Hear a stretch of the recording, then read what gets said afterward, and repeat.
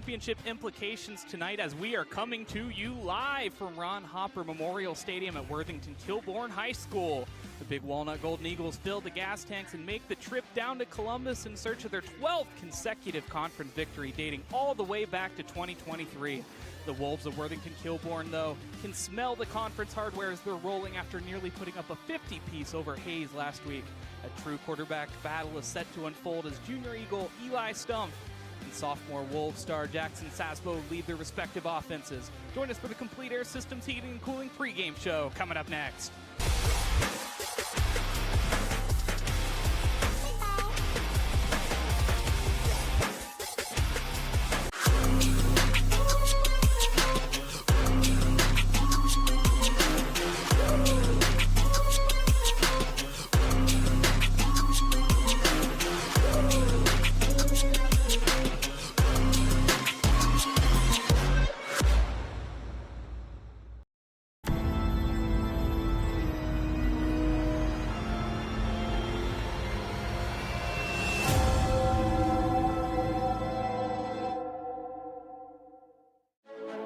Well, I think the first thing I would say to recommend this school is that it's affordable and flexible.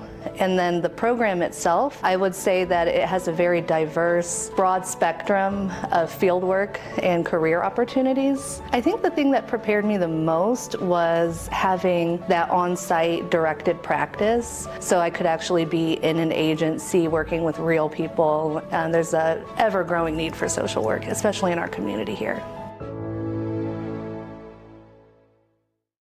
This place means everything to us. This is where we come together. We do all of our birthdays out here. We grill hamburgers and hot dogs. We fish. I was about to give up. I was about to think that the property wasn't going to become mine. Rural First specializes in solving the problems. I made the call, and the rest is history. It was done. It made everything easy. Questions answered, walked me through the process. It was done. When I'm here, just feel peace. That's all it means to me. Peace. Live and free coverage of Big Walnut Athletics, proudly presented by the Sunbury Fraternal Order of Eagles, serving the community since 1898. This is Jonathan Langdon. Catch me right here every Thursday for the Block Party presented by Bob and Bob Door Company, your place for volleyball highlights on the OH Report.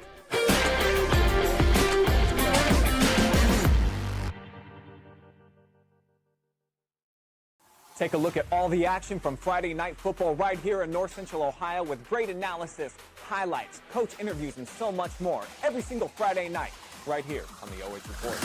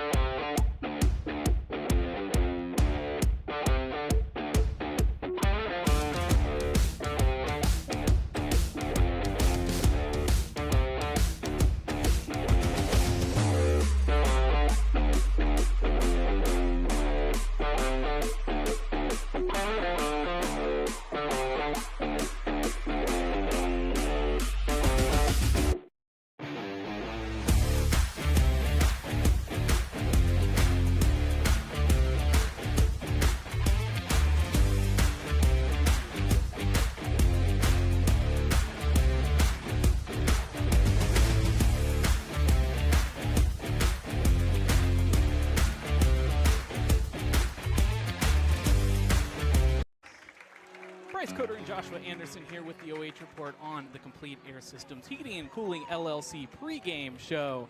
And this one should be a good one. We were talking about it earlier, the potential to be a real barn burner in a series of matchups where we've seen Big Walnut just trounce teams, but this seems like an evenly matched one. Definitely. It's going to be a nice little matchup. It's going to be a nice good on good, as we like to say in practice, you know. Like you said, championship implications are on the line. You got to bring your A game. Yes, and both teams undefeated in the OCC Capital. So with the Wolves being 3-0 and Big Walnut being 2-0, looking ahead at the schedule, and it looks like both teams are going to be pretty unobstructed for the remainder of the season. So this very well could shape up to be the de facto conference championship game. Definitely. And kind of going into that, you know, especially for the Wolves, it's homecoming, little extracurricular activities for the week. They're hyped up. I know they're ready to go. But Big Walnut, you don't come on the road for anything, Bryce, right? Always fun on homecoming night. And awesome to see him acknowledging the seniors on the Big Walnut side as well. Great, classy act as the Wolves are getting ready to take the field, as you can see there. As they get ready to do that, let's take a look at their team spotlight. And so, taking a look at their matchup, they have that explosive offense and that stingy defense as well, but taking a look at their last matchups, beating Westland 48-38, and then Dublin Scioto having a little bit of trouble there, 17-14. I understand that's a little bit of a rivalry matchup, but against Hayes, a huge victory, almost putting up 50 on them with the return of running back Favor Aki. Yeah, definitely. And they're going to have an explosive offense today, especially to keep on pace with the Big Walnut. So it's going to be interesting to see. This is probably the most explosive offense Big Walnut's seen since that Waterston game. So what did they learn? How are they going to react? And especially, you know, sometimes it's real fun and easy being a big kid on the block, but when somebody hits you in the mouth, how are you going to respond sometimes? Great question, and we will take a look at our player spotlight for the Wolves tonight. And of course, Jackson Sabsbo, the quarterback that gets all the attention, but you highlighted Luke Page, the running back and strong safety as well. He is the workhorse of the offense, a tenacious runner, 11 rushing touchdowns, 153 average rushing yards per game. Kind of gives you some feelings of Burley, doesn't it? Yeah, and that's what we talked about earlier this game, right? Just like these teams are very identical. Good quarterbacks, good defenses, good running backs. I think him and Burley have around the same amount of yards this year as well. So, you know, it's kind of one of those things where it's going to be interesting to see how do you play against yourself, right? What are you going to do? They have a lot of the game plans that we want to install. So who's going to install it better today, Bryce? It's going to be interesting to see. So getting a look as the Wolves take the field. We will take a look at the keys to victory for the Wolves tonight. You identified a couple of them. One of them is really capitalizing on those turnover opportunities, which we've seen at times Big Walnut be prone to on the interceptions and the fumbles, but also winning up front on both sides of the ball as well is going to be vital. Definitely. Like I said, winning up front, both sides of the ball, offensive, defensive line. Offensive line, creating that push, getting Page those lanes to him to make a play. Defense, getting that pressure on Burley and on Stumpf. Make that all Big Walnut offense uncomfortable, something that we haven't seen since week one. So it's going to be interesting to see what's Kilbourne's plan of attack and how Big Walnut's going to respond tonight, Bryce. We'll take a look at the team spotlight for the Big Walnut Golden Eagles, and so far on the season took a brief break from conference play against Padua Franciscan, winning 42-0, but holding their last three opponents to just 14 points across the three games, 5-1 on the season, and they're just cruising along. They have that great front seven, but also that balanced offensive attack as well. They can take it any direction they want, where they can rely on the arm of Eli Stumpf, and the receivers like Gavin Harrington. Owen Pollock always seems to be good for at least a couple of big pickups, but really a well-balanced team. It's one of those things, who's going to step up tonight, right? Every night, every game, it seemed like there was a theme. Somebody stepping up on offense, but they're going to need a couple people to step up for them to overcome today's adversity, Bryce. This is a good football team, and you need to have a good team effort all around. Meaning, not one person can have the whole show. You know, it's a team like a band. You know, we're gonna have a lead, but somebody's got to play tambourine too, and in order to have a win, we all have to sound great.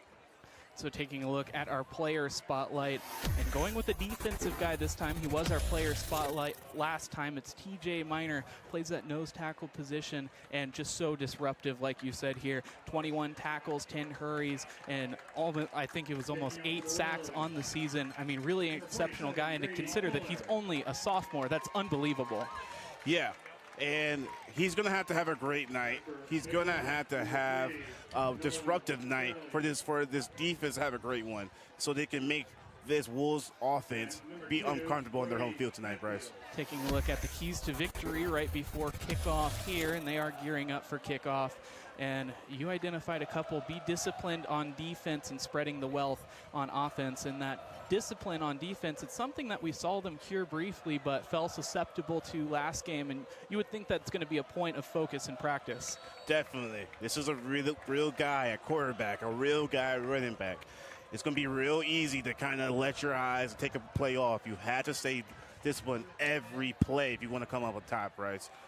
And then to spread the wealth on offense, you know, if you just help somebody out, maybe it's a passing game, playing that complimenting football, passing game, if Stumpf can get going, it's going to help out Burley. Burley, if he can get going, it's going to help out Stumpf. It has to be a team effort. Everybody has to be firing on all cylinders tonight. It's going to have to be a good one for them to come out with the win. So Big Walnut will start things off at the 40-yard line on a healthy gain from Brody Hatfield. It's definitely plays like this, right? Especially with Watterson. They didn't really take care of that third part of the game, right? Special teams. You're going to have a good one. All firing all cylinders, Bryce. It's going to be interesting. Let's see what the Big Walnut's going to come out. So going with the look where they hand it off to Nolan Burley. Nolan Burley tries to get over the tackler, but he's brought down, but not before a pickup of about 9 that brings up second down. Good first run pickup right there, first play of the game, setting the tone early. Especially if you're on the road, you want to let that defense know I'm here. Are you guys up? Because if you're not, we're going to have a day today. Good thing by Burley, making the cut, turning the field, doing what he needs to do. So it brings up 2nd and 2 on the 48. Putting Brody Hatfield in motion. 3 wide receivers, 1 wide out on either side of them. They give it, no, keeping himself. Eli Stumpf shakes and bakes, picked up the first down to about 3 more. That's a nice play right there, Bryce. Something we haven't seen too much of so far this season, right? But I can see, when you have a big dog or you go on the road against a big opponent, you kind of lay the arsenal out. Go deep into the playbook, see what works, see what does. These are things you don't want to get on tape too early in the season because you kind of have something in store for these Wolves. So a brief officials timeout.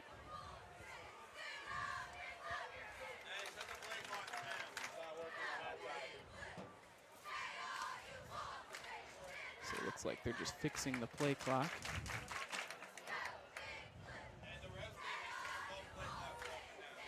So 11 minutes remaining here in the first quarter. And we have a break, 1st and 10. Ball on 47 of the Wolves. So far, the Wolves have been playing a lot of, I would like to say, backpedaling defense. They've been meeting Big Walnut as they've been progressing up the field. For defense, you got to meet them where they're at, push them back. Let's see what they come out. So they will just give it to Burley. Burley picks up about 6 in the process as it brings up 2nd down. It's interesting right there, Bryce. You can see there was an inside linebacker blitz right there. You see that the Wolves want to bring pressure. Haven't been able to get home just yet, but if they're able to kind of have a nice play right here, make it maybe 3rd down and maybe a little longer than what Big Walnut would like, I wouldn't be surprised if they set more pressure, but we'll see, Bryce. I mean, it should interesting to see where they're going to come out in defense this one. So sending him away, they'll look to the flat and read that one quickly, but overshooting the tackle as he gets near the 1st down marker, but it's not going to be enough. And look at that outside linebacker. He's bringing blitz. As you say, he's coming down before the ball is even snapped. They want to bring pressure, but just haven't been able to get home just yet. 3rd is short. Let's see what Big Walnut comes out in. Let's see what the Wolves come out in. Wouldn't be surprised if they try to throw a little more pressure there. Maybe a safety. Wouldn't be surprised if it's a cornerback, right? Yeah. So now with 9:35 and ticking, going out of the I formation, Stumpf under center. Handing it off to Burley, who's blown up in the backfield. Give the credit of the tackle to Nathan Rompler, the middle linebacker. Hey, look at that, how he shoots the gap. He's not reading. That's a blitz. Going down. His hair is screaming, I want the ball. Interesting to see. 4th and some change. Kind of in the in-between spot of the field. If you get a punt, it's going to likely be probably a touchback, right? You're on the road. You want to make an impact. I wouldn't be surprised if Big Walnut tries to go get this down right here. So a big decision on 4th down. 4th and 3. They'll need to make it to the 37-yard line in order to convert it. They'll go with an empty backfield. 4 wide receivers. Nolan Burley lining up in the Stumpf, and instead we have a timeout. Coach Big didn't Walnut. like it. Yeah, Coach didn't like it. Seemed like it was that empty backfield. They're going to bring the heat. Yeah, everybody knows pressure breaks pipes, right, Bryce? So we will take a quick break as they consider. Stay with us.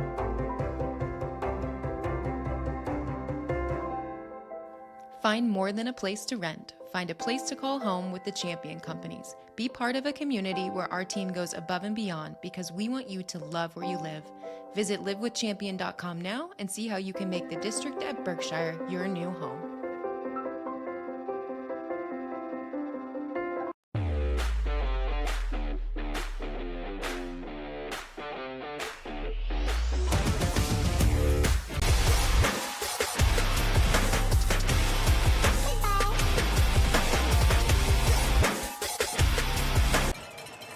Back here on a big 4th and 3. Ball on the 40. Looking to pass. Blitz is there, rolling out. Beats the tacklers. Gets the first down and more as he goes towards the sideline looking for a block from Burley, and he gets table-topped right at the 20-yard line. Great reaction football.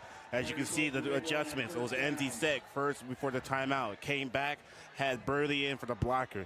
Bought just enough time for Stumpf to get out there, make a play. As soon as he turned that corner, he saw nothing but green grass right there, Bryce. Excellent play by Stumpf to show him, hey, I know the other quarterback's good, but I'm pretty good too, right? It brings up a district at Berkshire first down as they're on the 20-yard line, just 3 feet from the red zone. Stumpf directing the offense with 3 wide receivers. Burley on his left hip, 2 linebackers in the box, 2 showing blitz on the outside. Getting the play now. The snap, but there's a flag. So a delay of game going against Big Walnut. That'll back him up 5 yards. And that's a tough one. On the road, not really sure. I know the play clocks are off right there. You know, it stinks, but it's part of the game. They call home field advantage for a reason, right? Yeah. They want to make you uncomfortable. I never, back in the day, they used to always have to put hot water in the showers for a certain team I used to play for our rivalry games. They want to make you uncomfortable here, guys. So it's going to be interesting to see. So now they'll try again, this time on 1st and 15 on the 26-yard line. They'll give it to Burley, who slips through a hole. Still looking towards the pylon, this time running parallel, and he will go in after breaking the tackle. Touchdown, Golden Eagles here in the first quarter. And everyone I talked about earlier, it's a band motion, right? It's a good song, and that was a touchdown. That was a beautiful song. Look at the blocks. Look at everybody, the blockers. Look at Burley make the extra play. And after that, he wasn't even touched. If that was Burley, I'm buying everybody up front a Big Mac because my jersey's been clean after that first series. What a tremendous play from Burley. I hesitated to say untouched because it was a 21-yard rush, but that's what it was. He was untouched. Beautiful, beautiful music right there. Just a symphony in motion. Great play by the offense. Able to kind of go in, especially after the adversity being backed up. Oh, gosh. And so going for the 2-point conversion, and they are in. A little bit more trickery. And look at Burley kind of boxing out the defender right there and able to make the 2-point conversion. But there is a flag they call. An illegal man downfield on Big Walnut. Tough. Maybe that's why it was so good, why it was so pretty. Let's look at it right here, Bryce. I mean, so complex that you've seen them do that several times before. I don't know what made that different. But all the same, it'll set them back.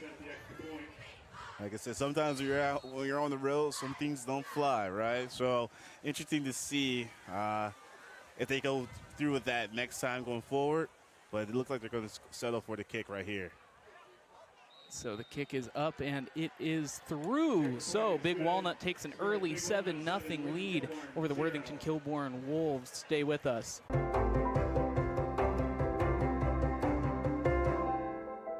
Find more than a place to rent. Find a place to call home with the Champion Companies. Be part of a community where our team goes above and beyond because we want you to love where you live. Visit livewithchampion.com now and see how you can make the district at Berkshire your new home.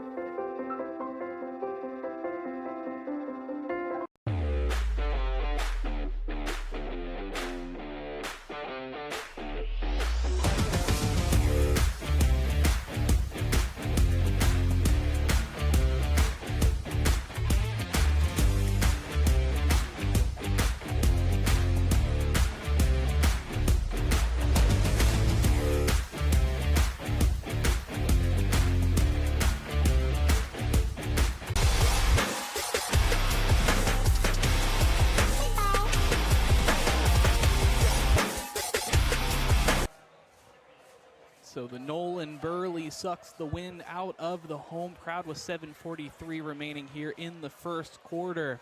But the Wolves will get their first possession on offense and will look to equalize.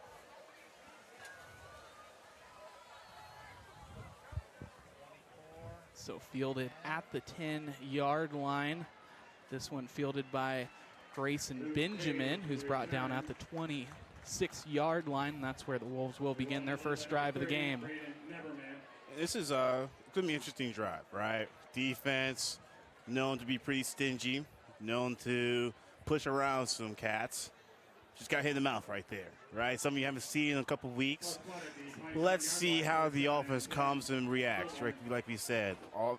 Crowd's a little more quieter. Everybody's probably get sat down for the popcorn and M&M. So let's see if this Wolves offense is the best show on turf.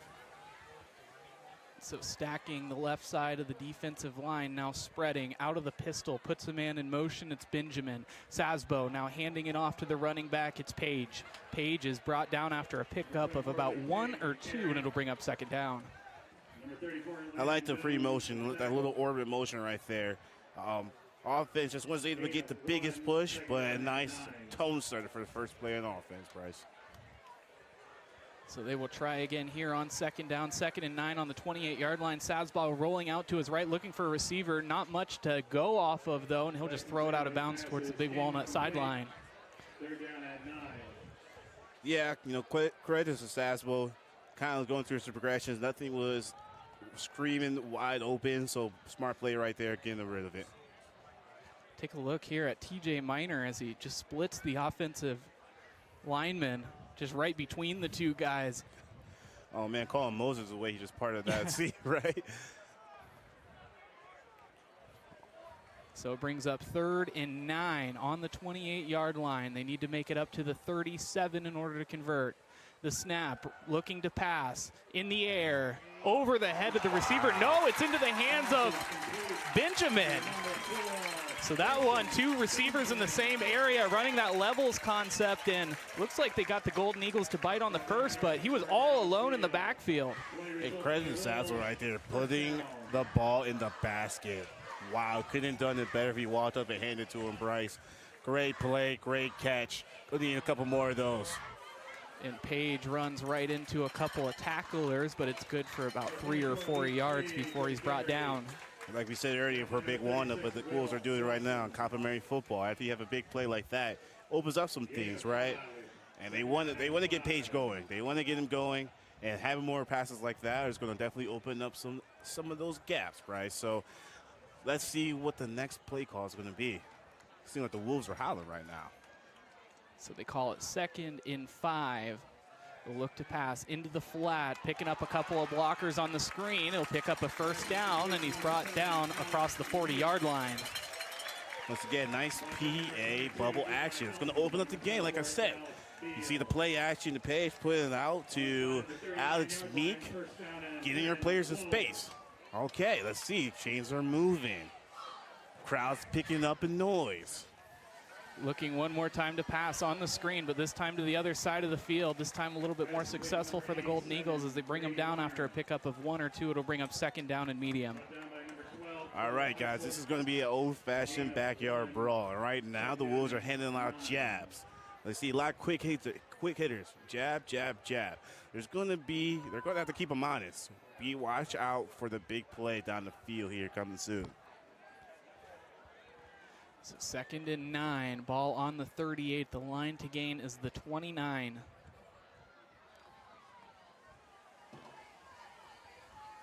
Scoreless so far, looking to change that. Out of the pistol.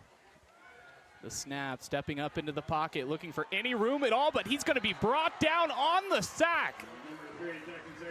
Well behind the original line of scrimmage. It'll be a loss of 4. And that was a ferocious effort for the Big Walnut defense right there. Seemed like as soon as he dropped back, nothing was really open. He could sense the pressure. The Big Walnut's front seven's been kind of getting just there, not there so far. And that right there, they got home. Kudos to the front line for creating that pressure. So Page breaking loose, putting one guy down, picks up a first down at about 2 yards more, so the chains will continue to move on 3rd down. All right, here the Big Walnut defense. What was that? What the big spotlights? Gotta stay disciplined. I know it's 3rd down. It's long. In your mind's a defensive lineman. They're about to pass. But right there you can see that was a halfback draw. They call him sleeping right there. You gotta stay disciplined. You gotta reach your keys. So we'll set up on 1st down on the 29. Page running into the back of the blockers and picking up about 3 yards. Definitely. The Wolves offense is churning right now. Seems like bit by bit we're getting closer and closer to the end zone. It seems like they're spreading the wealth too, Bryce. It's a little bit of receiver, it's a little bit of Page. A little bit of Sasbo as well. A little bit of Sasbo. Yeah. Spreading the wealth. Maybe they watched the show before they hopped on, but everybody's being involved in this offense right now. So now on 2nd down, the line to gain is the 19. Looking to pass, but pressure in the backfield. Looking for any room at all. He'll get past the line of scrimmage. In fact, get quite a bit more as he's up near the 1st down markers, but short by a few yards. And Sasbo, it just goes to the talent of the kid, right? Solid broken play. That could have been buzzing for a lot of quarterbacks playing tonight. But for Sasbo, he was able to pick up something, right? A negative play turns into a positive. If you're a coach, you got to love that.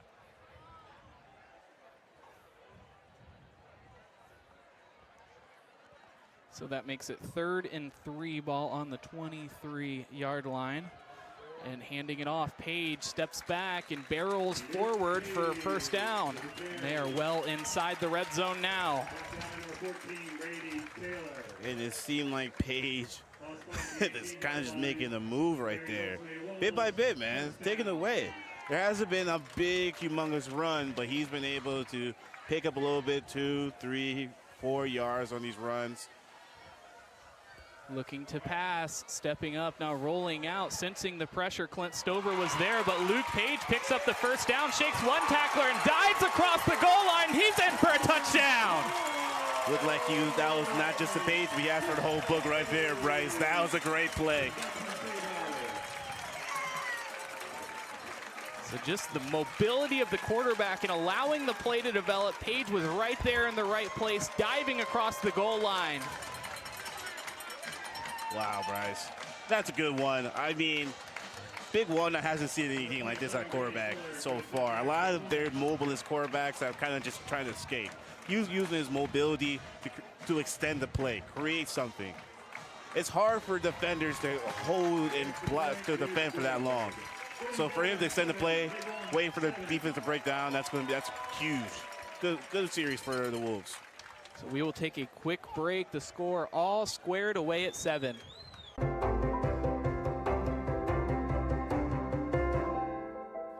Find more than a place to rent. Find a place to call home with the Champion Companies. Be part of a community where our team goes above and beyond because we want you to love where you live. Visit livewithchampion.com now and see how you can make the district at Berkshire your new home.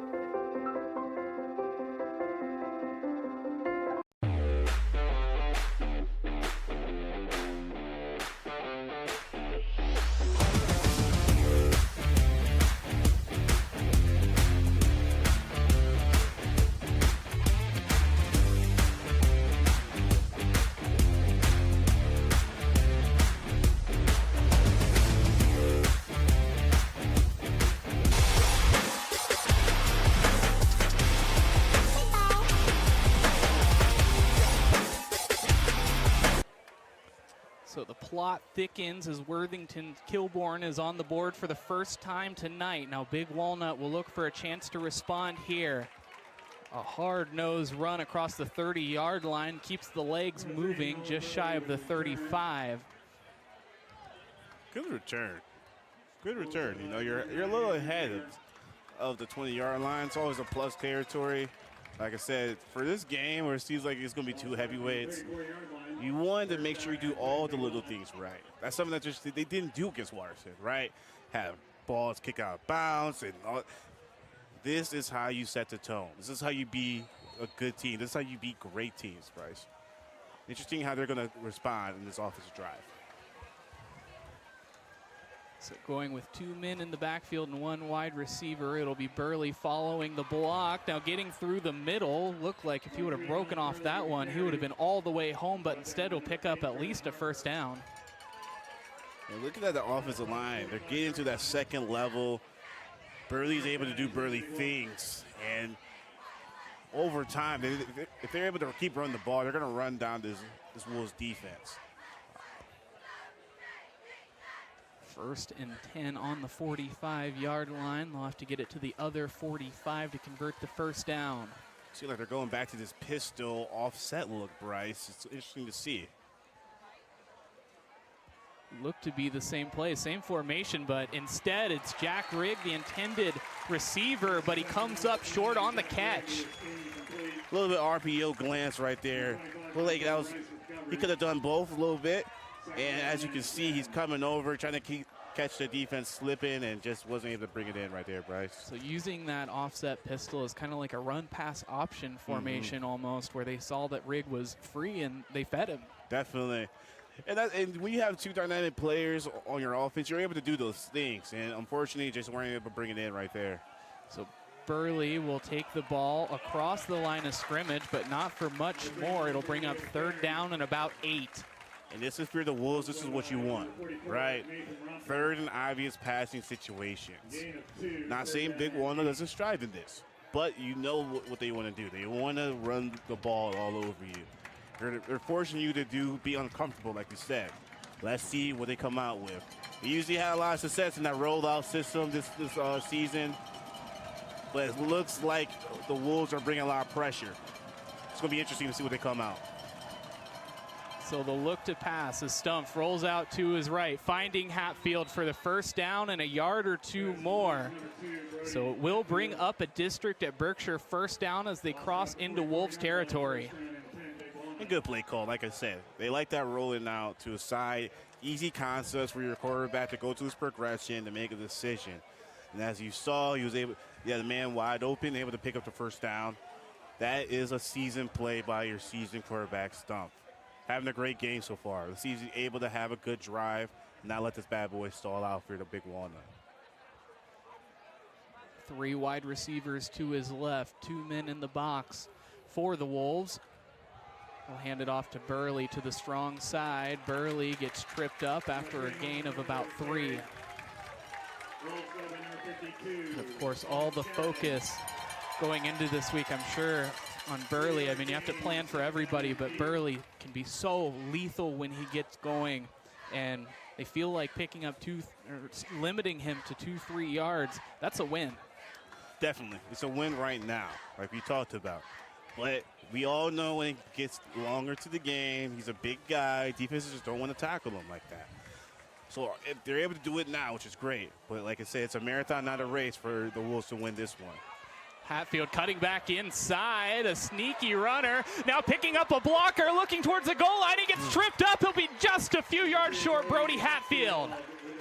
Yes, all right. Hatfield doing Hatfield things, making a man miss. Whoop, don't get off of me right there.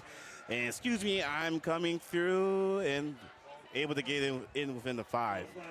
That's what we say, spread the wealth. Letting your playmakers make plays. Hatfield doing a great job of executing that right there, Bryce. So now with 20 seconds remaining here in the first quarter, the Golden Eagles are to the line on a District at Berkshire first down. 4 yards to go, a first and goal. Going back to that offset pistol look right there, see what they're going to call. Once again, giving it to Burley, and he will stay on his feet for the second touchdown of his night. Oh, man, that guy is special right there. But credit to the offensive line, able to create that push. It seemed like they really like that offset pistol look. They're having a lot of success running the ball and having kind of let in plays develop on top of that. So shout out to Big Walnut's offensive line on that one. Look at, he had a little bit of entourage right there. It's always nice when you go into the end zone and you have a couple buddies in the end zone, Bryce. So lining up for the PAT, this one is through. So 14-7, Big Walnut takes another lead with 3 seconds remaining here in the first quarter. Stay with us.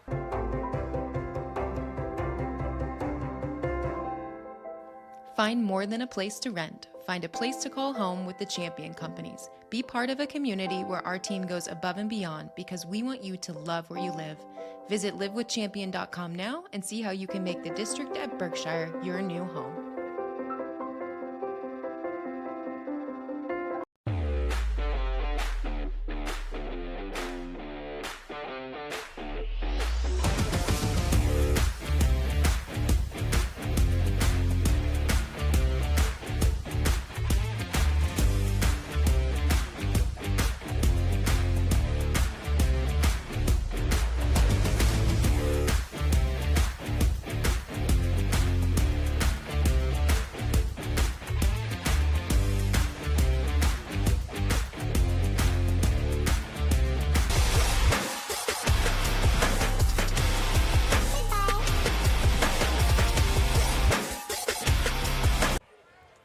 Popping back in with just 3 seconds remaining here in the first quarter, a kickoff as Big Walnut takes the lead. Brody Hatfield on a 38-yard reception. Most of those after the catch led to the 2-yard Nolan Burley score. Page running towards the sideline, a huge gain before finally he's pushed out of bounds, and that will bring an end to the first quarter.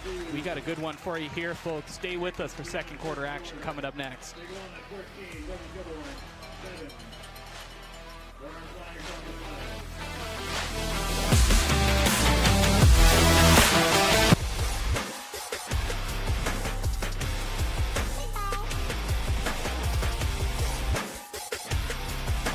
This place means everything to us. This is where we come together. We do all of our birthdays out here. We grill hamburgers and hot dogs. We fish. I was about to give up. I was about to think that the property wasn't going to become mine. Rural First specializes. I made the call, and the rest is history. It was done. It made everything easy. Questions answered. Walked me through the process. It was done. When I'm here, just feel peace. That's all it means to me. Peace.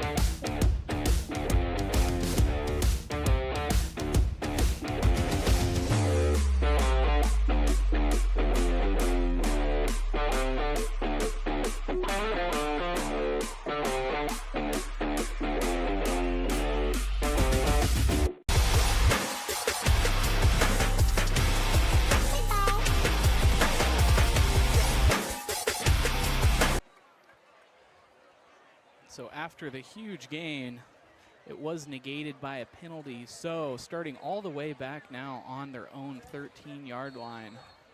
Lost flag, the 14-yard line. Now handing it off. Page, nowhere to go. TJ Miner off the line in a heartbeat.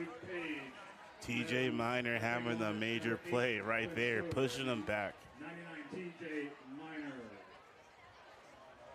Finally, it was Clint Stover that cleaned up that tackle, but it will lead to a loss. And that's a play you don't want to have, especially in the shadow of your own field goal post, Bryce. It kind of just makes the play calling a little more uncomfortable. So running the screen again, it was successful for him earlier, not going to work as well this time. The receiver this time was Shion Jamshidi. And just look at the flow from the Big Walnuts defense. You know, there's multiple guys out there making plays, right? Seemed like they made some adjustments, especially on that quick pass right there from the defense. Definitely the Wolves are going to have to go a little deeper into the playbook if they want a little more success in that one. Now looking to pass. Sasbo stepping up as he senses the pressure. He's tripped on third down. He'll pick up a couple of yards, but it's not going to be nearly enough. He'll be about 4 yards short. And this, like we said, like a third of the game is going to be special teams. That was a huge run that they had, negated by the penalty. If they were at the original point of the spot of the ball, you might want to rationalize going for it. But right now, we're so far back, you have to put your boot on that, and that's not going to be what you need. As we can see, as teams lose the race in the second quarter against Big Walnut. If I'm not mistaken, I think Big Walnut outscored all their opponents in the second quarter. So a penalty will go against Big Walnut. The offsides will hand the first down to the Wolves. And that's tough. Yeah, tough one there. They spread the defense and just jumping off sides, and he knew what he did. As soon as he did it, right? Yeah. That's a tough one. You got to stay disciplined, though. Like we said, all three facets of the game. Kudos to the Wolves for being able to get some easy yards right there. So that'll put him all the way up at the 25-yard line. They'll hand it off to Page. He's running parallel to the line of scrimmage, looking for space along the sideline, but he's not going to get any at all, maybe a few feet. Looked like there was a flag, too, Bryce. Oh, there's a holding call against Kilbourne is what they'll call. 1 step forward, 2 steps back. We'll see how they respond.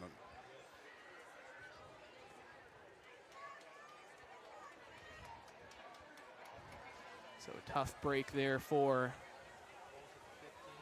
the Wolves, as that'll back them up 10 yards, and they're now looking at a 1st and 20 situation. First down and 20. Sasbo 5 for 6 on the night, 51 yards and a touchdown. Page with 6 carries and 24 yards, good for 4 yards a carry. Look like they're coming with a trips with that offset H-back closest to the field. Screen, wow. And flipping the field, Page breaking loose with a ton of room, getting across the 40-yard line before he's finally wrapped up and brought down. Great play. As you see, as soon as he called it, look at his entourage. Those guys are going to try to take care of him as best as possible. But good credit for Big Walnut for recognizing screen and playing some good recall football. Getting back, recovering, being able to see another day on defense. So it's going to be interesting. Now going with the lone backfield look. Stepping up on a design QB run, getting the blockers from the receivers. He picks up a first down and more, putting his hand out and pushing a guy away. Finally brought down well inside of Big Walnut territory near the 35-yard line. And Bryce, I thought this was a dead play in the water. It looked like it was 3 or 4 Big Walnut jerseys around him, but he must have took a shot before the game because he's a little slippery out there, right? Yeah. So that was good, and at the end, he had a nice little stiff arm. But that was a great play by Sasbo, doing great things, keeping the play alive. Going with the hurry up, trying to confuse the defense, and they do a little bit. They get up near the 31, it looks like, so it'll be a pickup of about 6. Looks like we have a down Wolf on the field right now. Officials timeout. And we do have an injury timeout as the trainers tend to the man.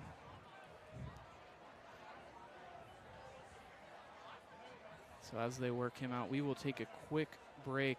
See you in just a second.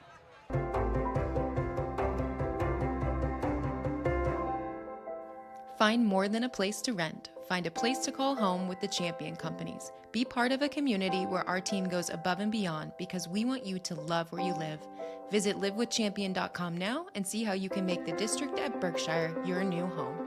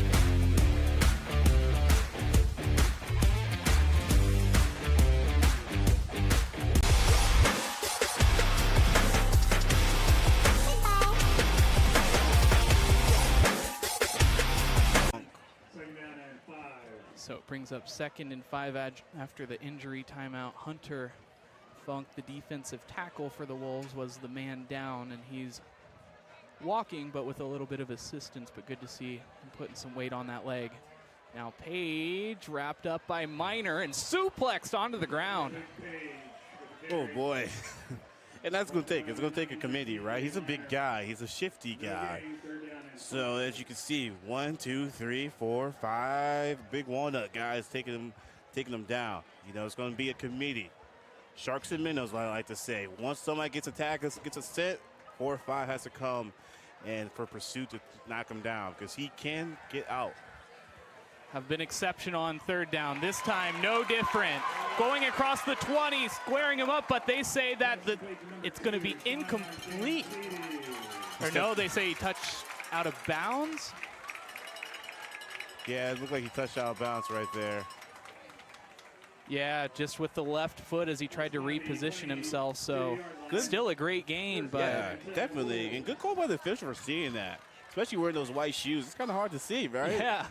With all the markings on the field for lacrosse and all that, there's some yellow spots. I was wondering if it may be a flag or something. Looks to pass now. Has time towards the end zone. Taking a shot, but it's intercepted. Now with all the room in the world, he's looking parallel. Across the 20-yard line, and he's finally brought down. Interception, Golden Eagles. Hey, look at that. You know, Sazzle's had a great game so far, but, you know, you can't throw that one. Double coverage in the end zone. You can't win it all in one play, and it seemed like that's what he was trying to do on that one. Good defensive capitalization for the Big Walnut Golden Eagles to take that and flip it where it seemed like the series was kind of going towards a score, or at least points, to nothing. So, like we said, that's what you're going to need for Big Walnut. Be stingy, discipline. It's good. That was great. Let's see how the Wolves respond and how Big Walnut responds. Brady Taylor with the interception, his 4th on the season, also coming into this game, the team's leading tackler. Oh, man. Burley letting it develop, picking up a couple of blocks. He'll be just a few yards short of the 1st down marker. All righty, and as you can see, look at all those white jerseys up the field, pushing those guys around. Let's call it a brief change of the game, right? We're about to score. Defense, you got to go on the field. You're flustered. You're not ready for it.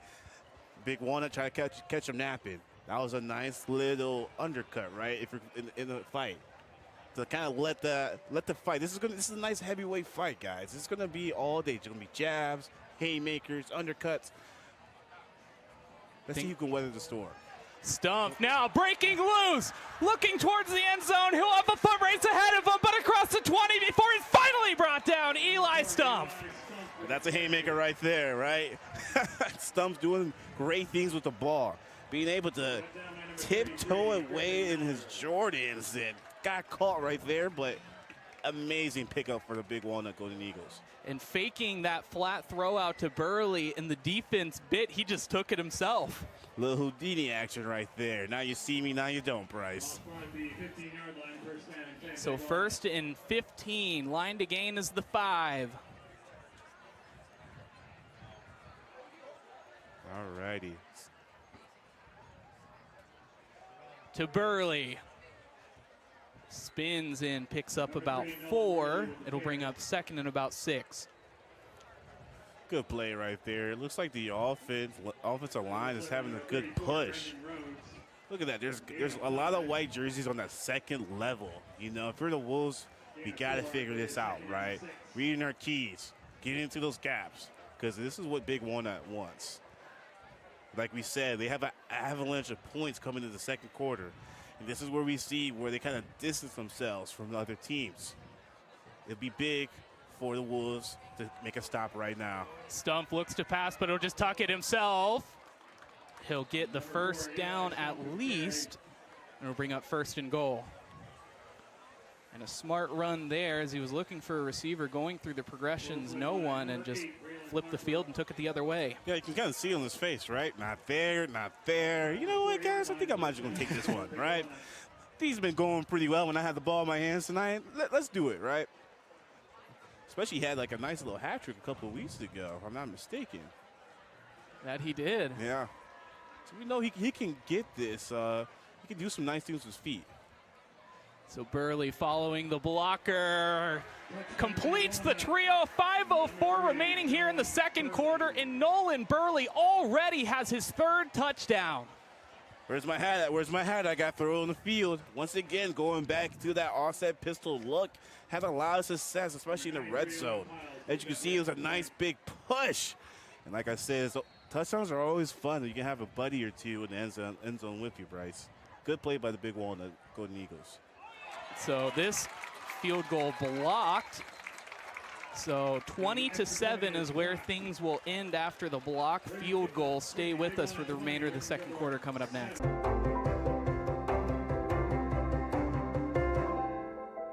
Find more than a place to rent. Find a place to call home with the Champion Companies. Be part of a community where our team goes above and beyond because we want you to love where you live.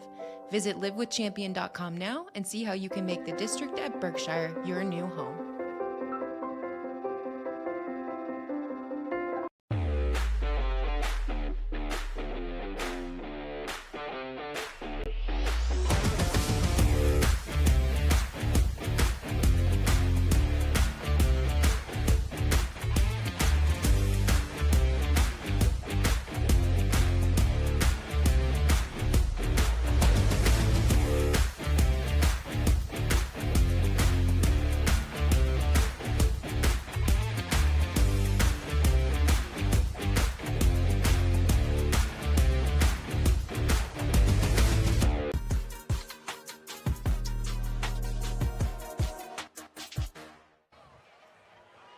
.504 remaining here in the second quarter. Big Walnut extends the lead now 20-7 over the Worthington Kilbourne Wolves.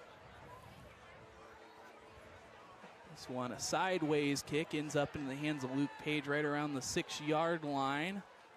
Gets a few yards past the touchback marker, and they'll start right around the 23. All righty. You had the ball. Things were looking good until they did it, right? How are you going to respond? We said, this is a fight. You got hit a couple times, but you're not out of it. It starts right here. You can't get, there's no 14-point play. Trust me, I looked in the playbook. Bit by bit, play by play. This is how you shrink up a good, this is what great teams do. make a good impression, especially on this first play. But if they can get a score right here, don't panic. Everything you want is still on the table. So now out of the pistol to Page. Page picks up a big block, bounces to the outside. The stop just a couple of yards short of the first down marker as it brings up second down. Like I said, there's no 14-point touchdown play. But like the little increments right there, 4-yard gain. You're already ahead of schedule. You're doing great. Still run the offense. Like you score right here, you get the ball back. This is the middle eight, like they like to say. Get the ball back at half. This game, you're in a chance to take a score for the lead. So now Page works it across the first down marker, and they'll keep it moving. And credit to the Wolves right now. Hey, this doesn't look pretty. We haven't been in this position a long time, but it's okay. Like pressure does break pipes, but it also makes diamonds. Let's see what they're made of tonight. So now approaching the 4-minute mark. Will pass in the backfield to the tight end, who is hit hard low, picks up about 5 in the process, and that's what they'll need, that nickel and dime offense to get back in this one. Definitely. Keep it safe, especially with your young quarterback through an interception like that. You want to still that you have confidence in them, but we don't want to turn the ball over. Doing them some favors. This when you have a great running back like that, you lean on him a little bit, and that opens up the game, as we saw. Nickel and dimes. Still change, Bryce, and change can make change.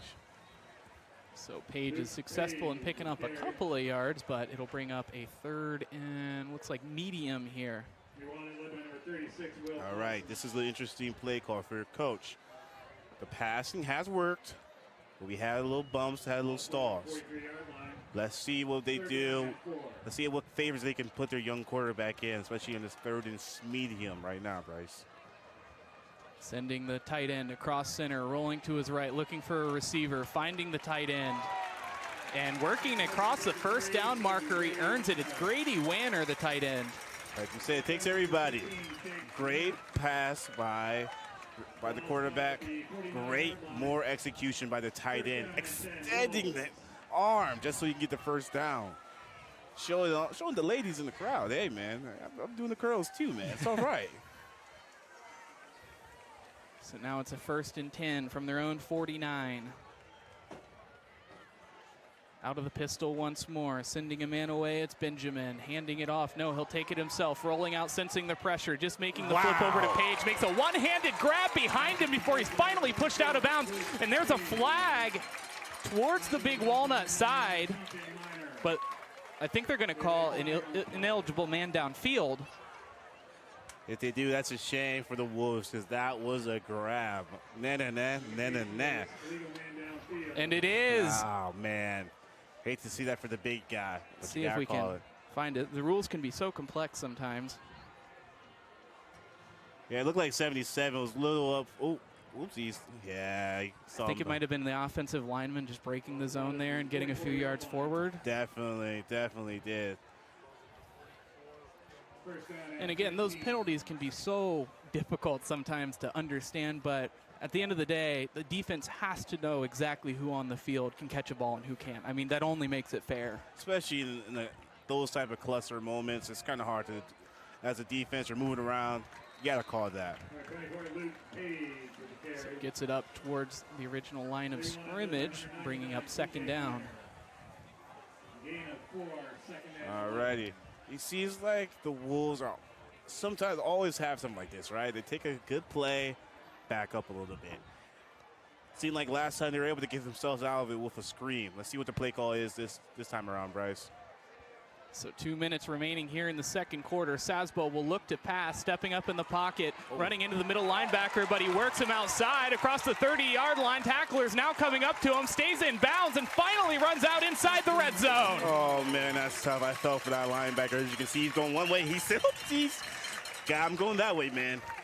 Your ankles are over there, but I'm going over there, right? And that's a tough one for the defense. But once I said you got to stay disciplined, right? Especially when you have a dynamic player as a quarterback as Sasbo. You got to stick your feet, look at his belt, As much as you move, you can't move your belt, right? So you got to do that, man. That's tough for the defense, but great for the Wolves. So Page will get a few yards, but not much. Eli Helton, the tackler. Man, Savsville almost made that linebacker touch the turf, and that was nasty, Bryce. So less than 90 seconds remaining here in the first quarter. 3 timeouts for the Wolves, 2 for Big Walnut. The snap, handing it off to Page again, who's looking to the outside. And again, just picking up a few. So that brings up 3rd down. You hear a tree in the background? I do, yeah, I see it back there. That's crazy, right? How sometimes in life, how life emulates stuff on football field, because it's like a train, like we always say for Big Walnut, but the Wolves are coming alive, right? Took them a lot to get going, but now it seems like they're not going to stop. They were here before. Let's see if they can capitalize on it. So Sasbo will take it himself. Blown up in the backfield, though. Number 22, Eli Helton, all over that one. This is big. Apologies there. Helton, the lead tackler, ending the game with 40 tackles tonight. 3 of those for loss and 2 sacks as a linebacker. So that will bring up a timeout for the Kilbourne Wolves. And this is a pretty big one, Bryce. 4th down. If you get to score, you have the advantage in the middle 8. If you don't, it's pretty tough. You know, you have to score right here. You got to go deep in your playbook. What is something that they like? As you can see, they like that tight end motion. He kind of sneaks underneath. Don't be shocked if we see that right here, right now. This is like I always try to say, in these type of situations, these are the plays we like to play running in the dark. When we're running, to have our eyes closed, we can run to perfection. Do something that we're comfortable with, especially in the red zone. The Wolves, you got to capitalize. But for Big Walnut, if I was them, hey, if I'm not a coach, they don't pay me the big bucks. But you put your ears back. Let's get after this guy. He's been running up muck against us.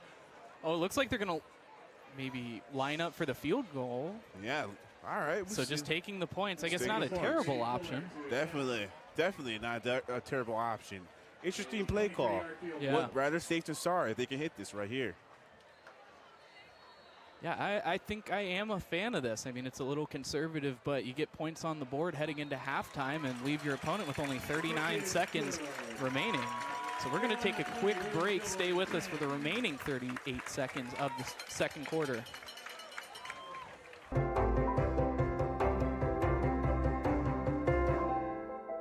Find more than a place to rent. Find a place to call home with the Champion Companies. Be part of a community where our team goes above and beyond because we want you to love where you live. Visit livewithchampion.com now and see how you can make the district at Berkshire your new home.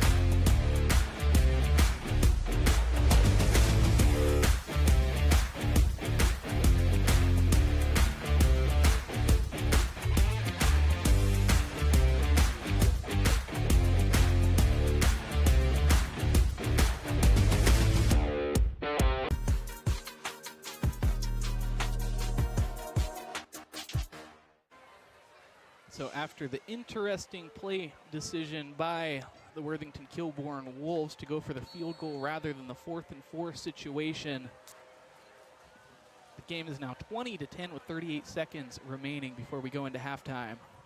Yeah, and before we came back for commercial, Bryce, we were debating, right? Yeah. We said, yeah, well, it'll be nice for them to get points. Uh-oh. Burley breaking loose, and that'll certainly help them out as they have 31 seconds remaining at the 43-yard line. Yeah, like we just said, you know, you got points on the board, but you're still down 2 scores. The morale, you know, you feel good about it, but you don't feel as good as coming in with a touchdown. Interesting to see that play call. Interesting to see how that develops as we go into the next set of half.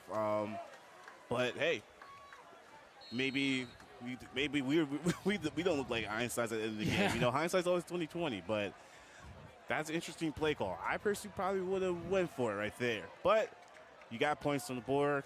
That was a really long drive, and you got something out of it. So Stumpf will look to pass, finding a receiver. This time the receiver is number 13, Jackson Barnicut. Seems like about once or twice a game we get a little quarterback-to-quarterback action. Yes, I gave him the name the Barnacle because he's just so rough sometimes, right, Bryce? He catches the ball, he makes a play, and he's just something you don't really expect him to do. And so a penalty will back up Big Walnut quite a bit. Yeah, a lot of it, right? That's a backbreaker if you're trying to get something. I was thinking maybe if they had another play or two in that 22-second stretch, maybe you might be able to get their kicker out there, maybe get some points. But I wouldn't be surprised if, you know, they kind of just took a knee right here and be a little conservative and going to have up 2 scores. Yeah, it looks like it was a holding call. It's now 1st and 20. Ooh. But they will look to pass. Looking like a screen. To Burley. And they snuffed that out. Stu was the lineman got off the field. And it looks like they will just end up walking this one off. So half is in the books, and Big Walnut leading this one 20-10 over the Worthington Kilbourne Wolves on homecoming night for Worthington Kilbourne. Stay with us for the conclusion of this ball game coming up next.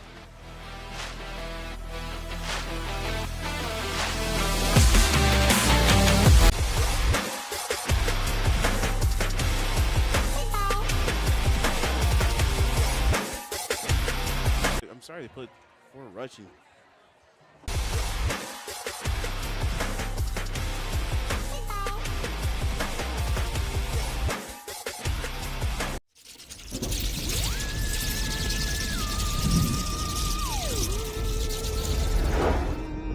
Happy Halloween!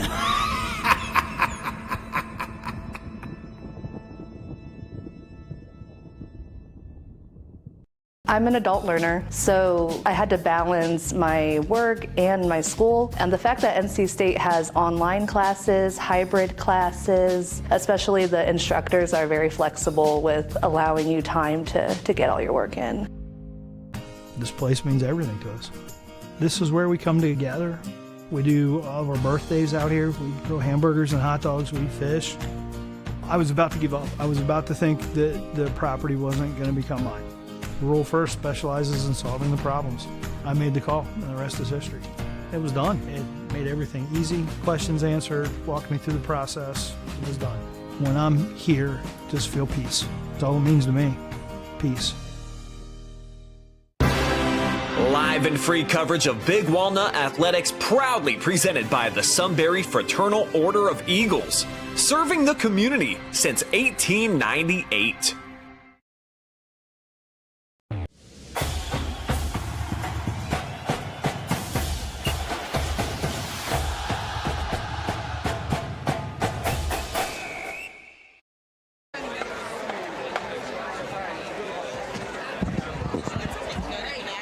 Here is It's My Life.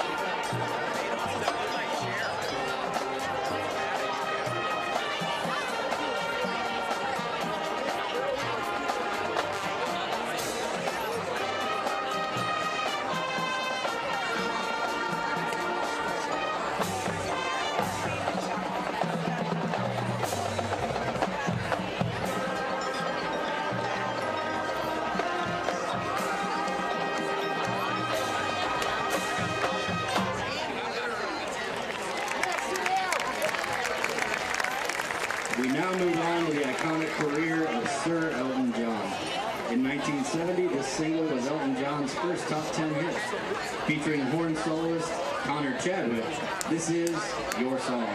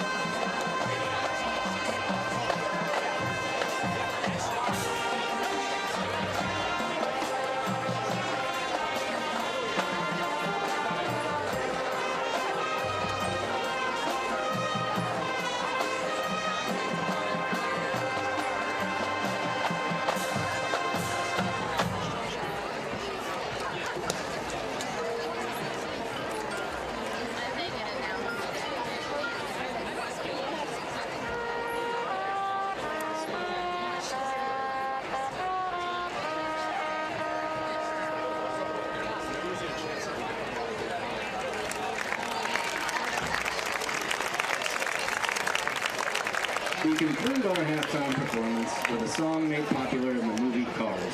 Produced and sung by Rascal Flatts, here is Life is a Highway.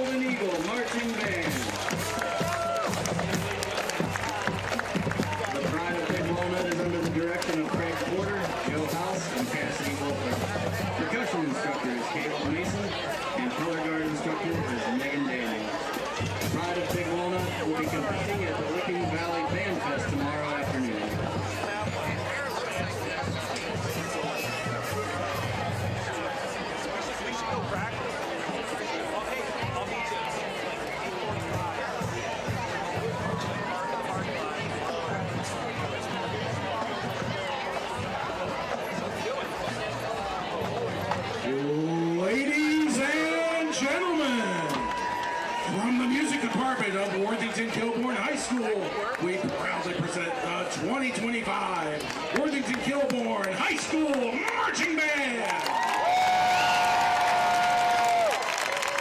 Tonight the band will perform the opening production of our 2025 competition show entitled Ombre.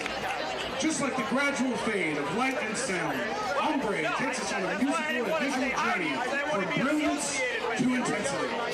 Our first movement, Luminance and Unstoppable, will feature senior dance soloist Lily Squio, as well as sophomore alto saxophone soloist Sam Davis, and junior trombone soloist Elijah Williams. Our second movement is Libera Far Away, and will feature senior flute soloist Gabby Epling, along with flute trio members Melody Wang and Carmen Cervantes. We hope you enjoy our first two movements of Ombre.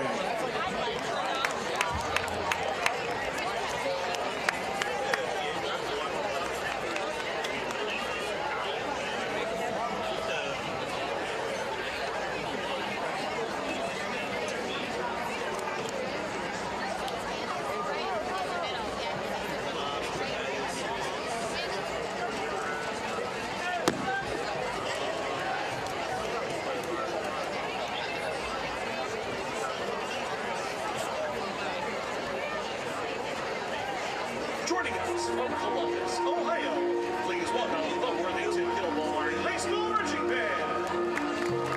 Worthington Kilbourne is titled Ombre, and features by orchestras, Luminous and Unstoppable.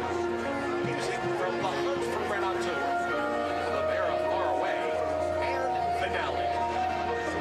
Bands of America is proud to present in preliminary performance, drum majors Gabby Epling, Spencer Davis,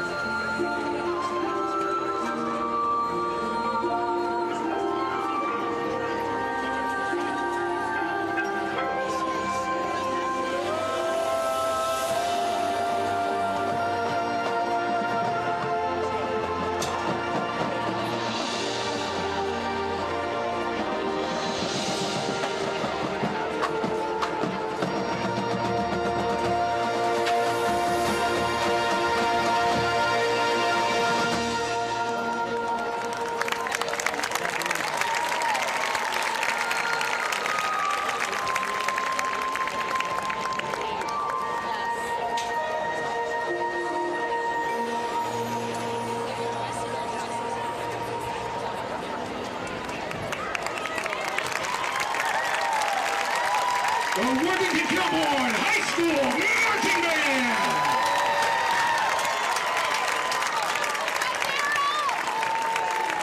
The marching band is under the direction of Alex Bruff and James DeFrancesco. The band's 2025 competitive schedule takes us in 2 weeks to East Tennessee State University for the Bands of America East Tennessee Regional. On November 1st to Centerville High School for the Centerville Invitational. And finally to Lucas Oil Stadium for the Bands of America Grand.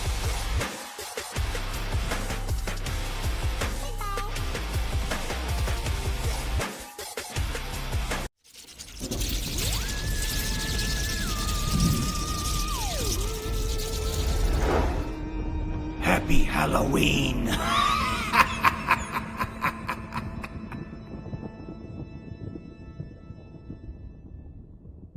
I'm an adult learner, so I had to balance my work and my school. And the fact that NC State has online classes, hybrid classes, especially the instructors are very flexible with allowing you time to get all your work in.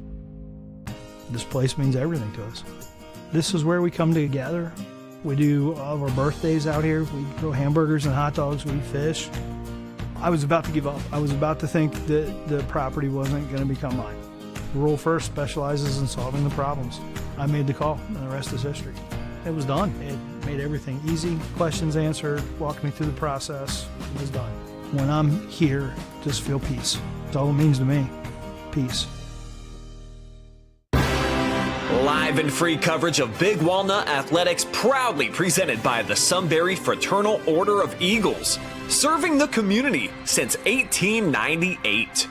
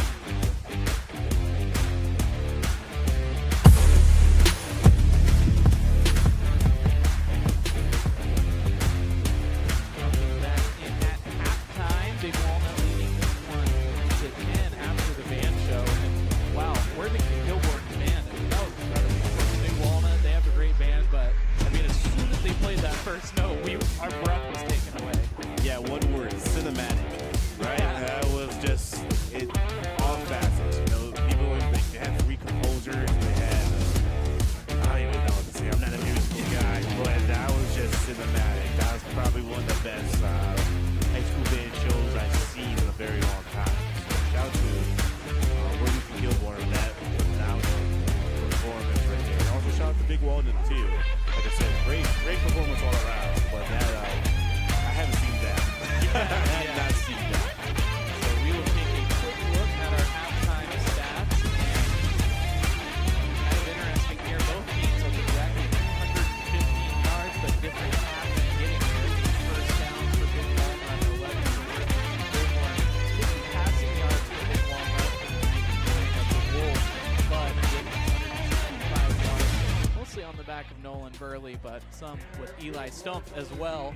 Rushing yards for the Wolves, 116. Only one turnover on the game. It was an interception into the end zone. It was Brady Taylor who took that one back. And 3 penalties per session for Big Walnut and 20 for the Wolves. Yeah, overall, it just seems like the stats don't show the whole ensemble of the game, right? Like we said, you know, the Wolves had a great offense. They were churning. They were doing some good things.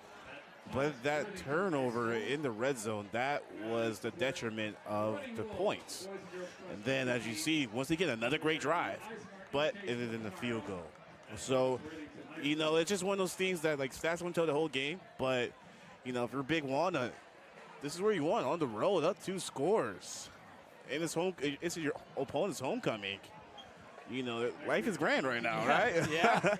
So, but like we say, you know, clock is, you know, the scoreboard's 0. It's a second game right now. The Wolves are just not going to roll over and die. This is homecoming. They want to dance like how Big Walnut danced last weekend, and they want to have something to party about tomorrow, right? So getting into that coaching mindset that you have in the locker room for the Wolves, how would you approach that? What message would you bring to the team to provoke them to get this comeback? Guys, we're right there, right? We have to turn up a little bit on defense. We got to finish drives on offense. But we had to start fast, and we had to put up 7 right here. If you put up 7, that middle 8 is not as bad. Okay, we've got 10 points from that. But you have to put up 7 right here, Bryce. If you kind of go for a 3-and-out right now, you've seen this story so many times from Big Walnut. They get another score, and that puts a lot of pressure on your next offensive drive. And that doesn't go out. What they do again is another score. And now you're up 4 possessions. That's not what you want against Big Walnut. You know what they're going to do. So it's going to be interesting. I think they had the guys to do it, but this is the difference. You know, I'll tell them, you know, so far in the season, we've been a good team. But we didn't practice to be good. We practiced to be great. So let's go now and show them right now what we got. So lining up for the kickoff, it was Big Walnut who received in the first half, and they were able to secure a score on the opening drive of the ball game. But here on the opening drive of the second half, they'll be kicking away. You know, for a lot of these opponents for Big Walnut, you know, it looked very bleak for them when they're up down 2 scores. But I just have a feeling about this is going to be a barn burner. This is going to be a heavyweight fight. And Big Walnut came so far for the first 6 rounds and threw a lot of haymakers. But we still got 6 more rounds to go, Bryce. And I think this is going to be a nice old-fashioned backyard brawl. So it was Luke Page who took the kickoff return, and will start just a few yards in front of the 20-yard line. We will commence the third quarter.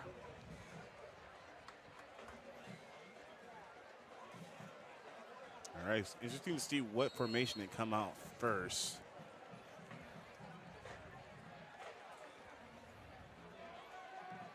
Seems like they're going in that pistol eye trips to the boundary. They hand it off to Page, runs into a brick wall of white jerseys. He'll pick up 2 yards in the process as it brings up second down. And he hasn't had that much success, right? He had a couple good runs, but he hasn't been able to really hit that big home run. He had that touchdown, but that was more kind of on the passing, right? But him getting organically on the run hasn't really been evident so far. And it seems like the offensive line hasn't been able to get the push that they would like. Throwing to the flat, they find Jamshidi, who is wrestled down by about 5 white jerseys. Doesn't get a whole lot as it brings up third down, but they have been great in third down scenarios so far. And look at that, 1, 2, 3, 4, 5, 6 white jerseys around them, Sharks and Minnows. Hey, man, I got my boys right back there with me, okay? And that's how defense has to be. I get a hand on them, you get a hand on them, and someone gets a hand on the ball. 5 for 10 tonight from third down. Another chance. They'll pick up the first down and spin around, picks up an extra yard after the first down, but they will move the chains. And that's a good play call and a good execution for the Wolves offense right there. Like we said, this is a crucial series. Points had to aspire. You can't go on the 3 and out right here, right? Gotta keep the car going, putting gas in it. Gotta keep it going if you're the offense. Can't let it stall out. Ooh, wow. Jim Sheedy steps up, cuts back up the middle, shakes 3 tacklers, picks up a first down, and is finally brought down. Man, look at that. Hit it with the hee-hee. Oh, my goodness. That is nasty. He's going to take a shower after that one, Bryce. So many guys falling at the feet, trying to wrap him up, but unsuccessful. We have another district at Berkshire first down. Now handing it off to Page. Page looking to the outside. Pick up about 4. I think we're going to see a little more of that from the Wolves, right? Got to keep the defense honest. They had trouble with that this year sometimes, staying disciplined. Sometimes when you kind of make it the run-of-the-mill, able to, you know, in a way, be predictable, we saw Big Walnut be able to jump on them. You're not really doing Page any favors. When they add that read option aspect to their offense, a little more dynamic. So the orbit motion behind him. They'll hand it off to Page. Hole opens nicely, and he goes through it, picks up about 5 in the process, just short of the first down marker. All right. 3rd and small, right? What's the play? If they run the ball right here, right now, you know they're probably going to go for a 4th down. But Zaswell's dynamic. He's a guy at quarterback. Let's see if they have some faith in him in the coaching staff. They give it to Page. Page, not going to be enough. I think they're going to rule him just a yard short as he went wide left. All righty, what did I just say? You run the ball on 3rd down, you're usually going to go for it. And as you can see, the punter is still on the sideline. They're looking. Credit to Brody Hatfield for taking down the 200-pound Page. Hatfield 5'9", 167 pounds, but made the wrap up. Now 4th down, 4th and 1. They'll take it across the first down marker, and they'll get a new set. Yeah, the guy's the first down of the Wolvie special right there, right? It's just kind of one of those things. Nice little QB sneak. Nobody saw him. He was able to pass through for the first down.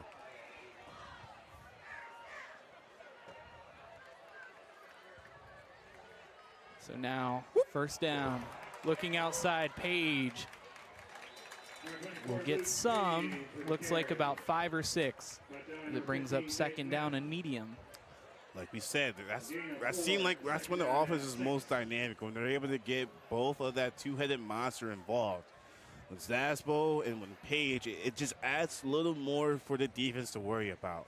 Another assignment that could be missed, another man that could miss a tackle. Who knows what could happen, right? All it takes is one. Let's see what the Wolves come out in this next set of plays. Now looking to pass, sensing the pressure, looks to roll it out. We'll get a couple of yards. It brings up 3rd and short. 6 for 11 on the night so far. And it seems like when they've gotten those 3rd down conversions, it's been in really big scenarios. Definitely. They've been here before. And this is usually when things start to get a little complicated for the Wolves. Capitalize on this. This is like we said, this is a car, putting gas in it. Around this area of the field is usually when the car starts to stall. That's no bueno. They got to put points up, got to do something.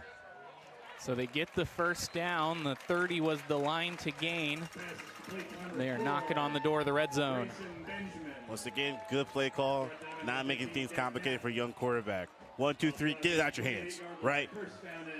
Put your players, making them make plays. Good for the Wolves offense, be able to move those chains. They're chopping away at this Big Walnut defense. 2 linebackers in the box, 1 on the outside, sending a man into the flat. Almost knocked away, but instead it's a grab by Page. Page fights forward, just short of the 20-yard line. The line to gain is the 19. And it seemed like they threw the book at him right there, right? Ran through his own guy, able to maneuver, get some more yards. Good job by Page for turning something into nothing into something, you know? So now with 3 wide receivers at his disposal. Man in motion. This time, Benjamin. On the forward shovel pass. It's not going to be enough. It'll bring up 3rd down. But with the efficiency that they've been running at, you know, they're not afraid. Definitely. Definitely. And like you said, this is a big drive. So let's see what they come out once again. See, like 3rd down, they've been trying to get a feel of the defense, and I wouldn't be surprised if they come out in the run and even hit this orbit right here. 3rd and 3. He'll get through. Now looking towards the goal line. He's tripped. He was all the way there if he hadn't fallen. But now they're inside the 5. You gotta hate that turf monster. Sometimes he just grabs you by the ankles, right? Great run by Page. Bouncing off the defenders. Showing him that, hey, I ate my Wheaties too today, guys. Don't worry about that. Let's see if the Wolves are able to capitalize on this great field position within their own 5. They need points like we said. Empty backfield, 1st and goal on the 5. Will take it himself up the middle. Clint Stover's there, wrestles him down. He'll pick up 2. If you're Big Walnut's defense, you gotta stay disciplined right here. Watch out for the trickery. Watch out for the fake handoffs, the fake options, even the orbit pass. They're trying to trick you right here. So good for staying in front of them. So Sasbo's helmet has come off, so he has to come onto the sideline. Yep, that's the Austin Marsh will sub in his place, the 6-foot junior. 2nd and goal on the 4. They'll hand it off. Outside, Page still looking wide. He'll be tackled for a loss. And the home crowd wants a late hit penalty. And yeah, I see where the frustration is for the home crowd. We'll take another look. Yeah, and wrestled down, and I think they may have a case there. Yeah, you know, things always look a little not the greatest in the instant replay. You know, I definitely see the frustration. But it's a thing that sometimes we call football, right? It just seems like might be a little bit of football play. Especially in this situation, you don't want a penalty to kind of ruin the game. So 3rd, 6 yards to go. Rolling, corner, through his hands. Would have been a beautiful catch if he would have made it just in the corner of the end zone. Sasbo had eyes for him the entire time across. And it looks like they're going to bring out the kicking unit again, Bryce. Interesting. And some rumblings from the home crowd there. The intended receiver was the tight end, Grady Wanner. That one was a bullet. Hands probably heard it after that one, right, Bryce? But you know the rules. I don't make them. I just enforce them. If it hits your hands, you gotta catch it. I know it sucks, but it hit 2 of them right there, right in the middle, right through the diamond. So this one splits the uprights, and we have a 1-score ball game. Once again, 4:49 remaining here in the 3rd quarter. Big Walnut leading 20-13.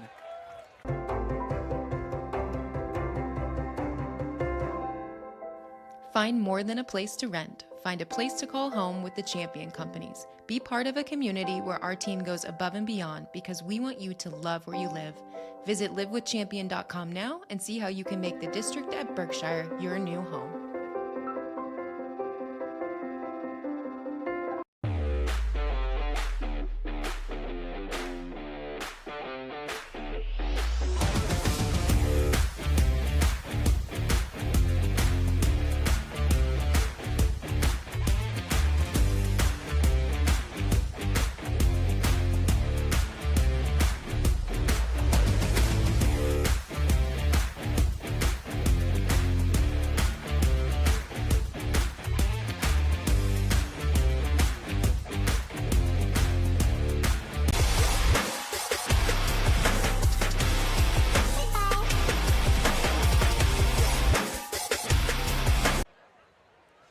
So a Wolves field goal will make it 20-13 with 4:49 remaining here in the third quarter.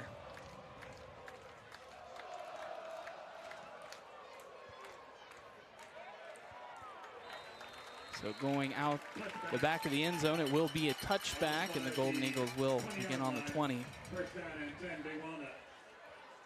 All right, your Big Walnut, you need 7, right? That kind of will just take the air out of this crowd, kind of erases the last 2 field goals that the Wolves had, and it kind of will make a statement going forward in the game. If you're the Wolves, we've been needing to stop. Haven't been able to get one, but this is a new series. This is a new half. There have been adjustments. There has been talks, discussions. We'll see what happens, what unfolds, but it's looking like the Wolves are going to need to be a little howling. They'll give it to Burley, following the blockers, picks up a healthy gain as he continues to be pushed forward. Brought down at the 26, it'll bring up 2nd and 4. So I do think the question for the remainder of this ball game is going to be the Worthington Kilbourne defense, where, you know, defense for Big Walnut not having necessarily the night that they were hoping for. Wolves really hanging around a lot, so kind of a slugfest that we might see coming in the next 16 minutes. Definitely, like we said, it's only halfway through the round, right? It's old-fashioned heavyweight backyard brawl. It's gonna be jabs, it's gonna be haymakers and uppercuts. Who's gonna look the prettiest after this? We'll see. Cutting back is Gavin Harrington. It's going to be a first down, a district at Berkshire first down. And if you're the Wolves, you don't only need to stop. You kind of need to stop in a nice manner. You know, it will be a kind of a backbreaker if Big Walnut comes all the way down here and takes 4 minutes off the clock. Not really doing anything, not doing any favors for your offense. And then now you guys are going to have 2 opponents, Big Walnut and the clock. So Burley gets blown up early, picks up about a yard in the process, though. Wolves led by number 35, Mason Cross. All right. Like we said, it's a heavyweight fight. Jab, jab. Let's see. 2nd and long. Does the Wolves come out and try to throw a haymaker? Maybe throw a blitz in. Back them up a little extra. Make Big Walnut a little more uncomfortable. Or does Big Walnut, you know what? They're known to take some shots. Is this that time? We'll see. 2nd and 9. They will roll out for the pass. Looking deep towards the sideline. It's Gavin Harrington, but they end up throwing an interception all the way down on the 26-yard line. All righty, look at the birdie. Pow! Right there, right? What are you talking about? This is a fight. It's a marathon. It's not a race. Right there, right now, is a 50-50 ball. And unfortunately for the Big Walnut, it did not bounce towards your way. This is exactly what the Wolves needed. It's a barn burner. If I was you guys at home, this is when I'll call the pizza guy up, because we're going to have a nice little game on our hands, guys. So the momentum now favoring the Worthington Kilbourne Wolves. 3 minutes remaining here in the third quarter after the interception. All right, you hear that? The crowd's back in it. Everybody's feeling it. This will be monumental if the offense can go down there and put 7 up. They're up after this, Bryce. Sasbo inside, shakes a tackler. He's able to get a couple. He's frustrated with that one as he wanted more.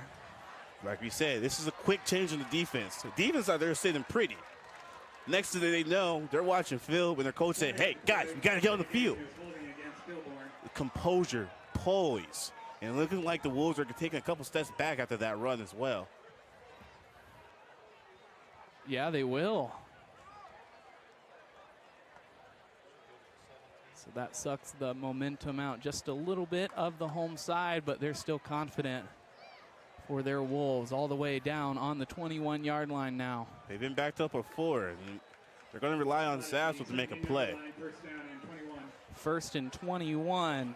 Sensing pressure, Page shakes the tackler across the 25, back to the original line of scrimmage as it's 2nd down and about 9. the two-headed monster of the Wolves, right?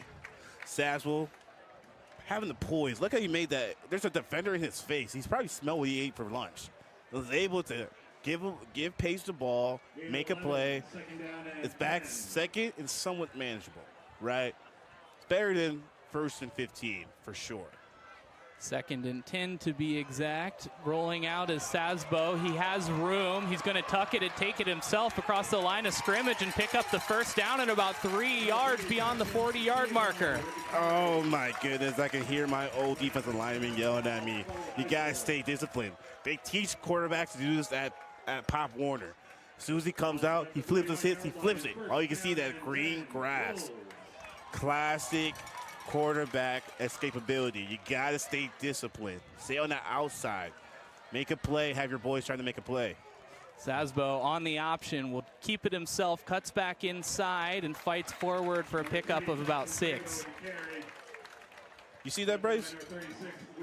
Over there, Uncle Mo's on the Big Walnut side. Now he's coming back over here for the Wolves. That's not good, right? They're feeling themselves. They're able to move the chains a little more. Momentum is coming back on the Wolves side. The crowd's getting back into it.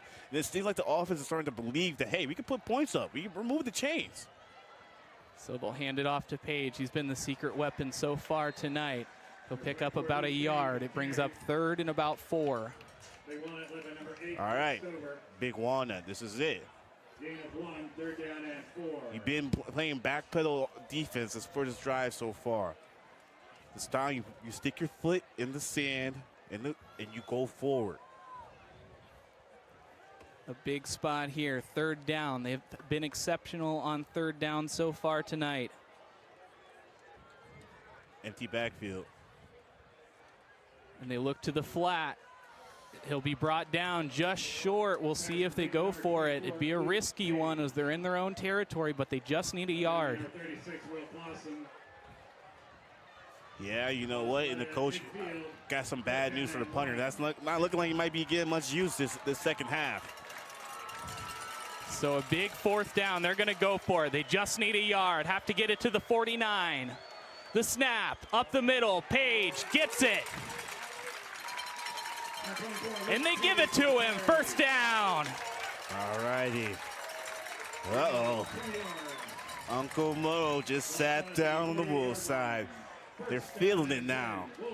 You can see in their shoulders, they're rolling it back. The offensive linemen are pushing each other around. All right, guys, let's push these cats around. They're not that big and scary as we thought. And we have a flag. I think this one is a false start, and indeed it is. Look like they're a little too happy to get to the next play, right? Yeah.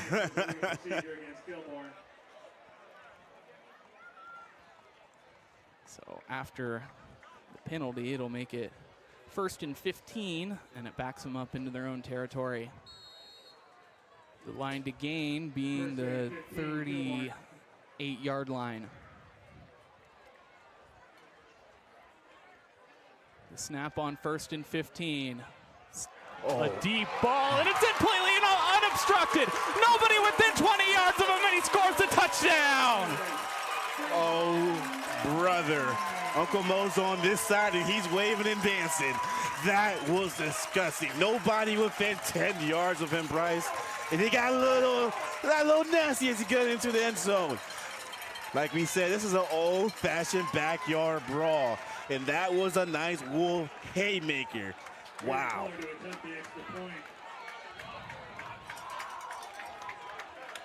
So now lining up for the PAT after the touchdown. 20 seconds remain here in the 3rd quarter.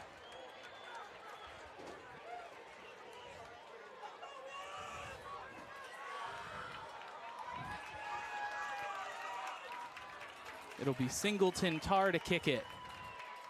Big field goal right here, Bryce. And it's through. So we have a tie ball game with 20 seconds remaining here in the 3rd quarter. Stay with us.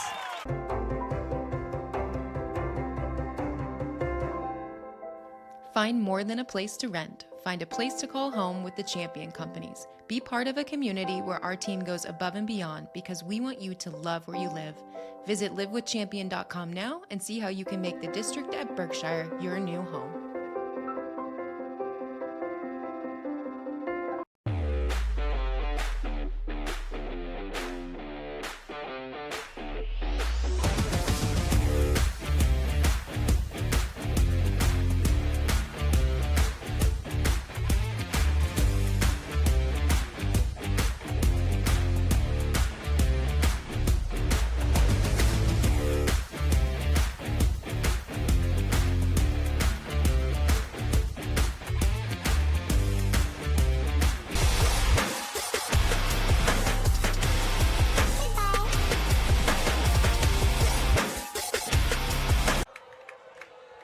here in the third quarter with 20 seconds remaining. We have a tie ball game.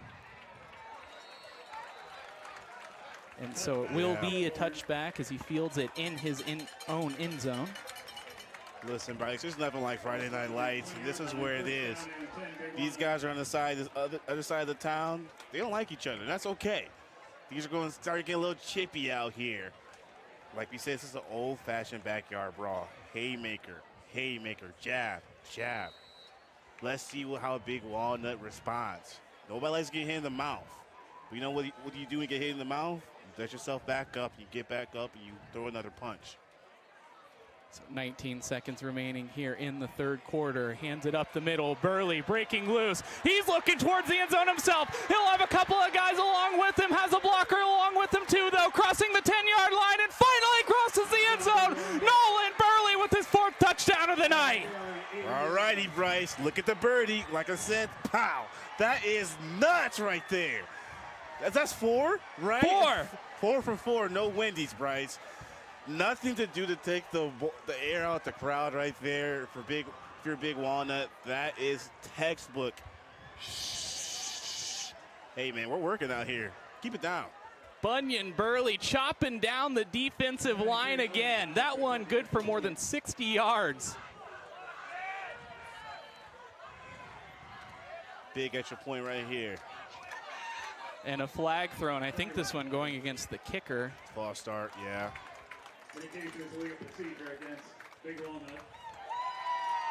So 5 seconds remaining here in the third quarter. It backs him up.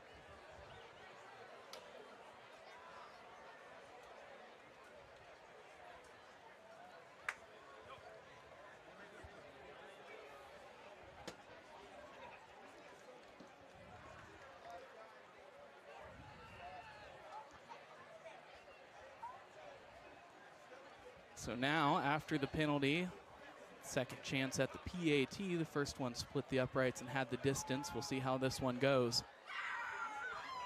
Kick is up, and it is through. So 27-20 as the clock continues to thicken here with 5 seconds remaining in the third quarter. Stay with us.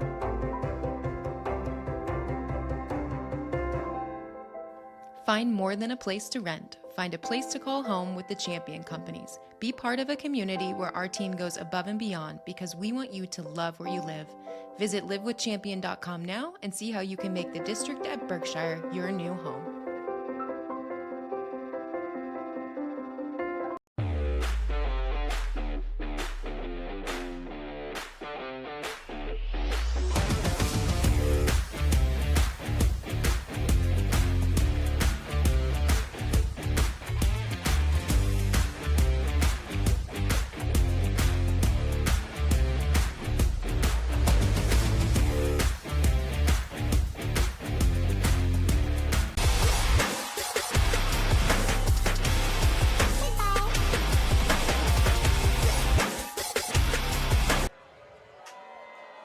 Third quarter, 5 seconds remaining, and a little pump fake before the kickoff has drawn the displeasure of this home crowd. Page now taking it at the 8-yard line, looking for some space, cutting back and taken down right around the 14-yard line. So a good job by the kicking team holding him there. But it will lead to the end of the third quarter. So Big Walnut once again reasserts the lead 27-20 as the score was even for just one play. Nolan Burley changing that one. Stay with us.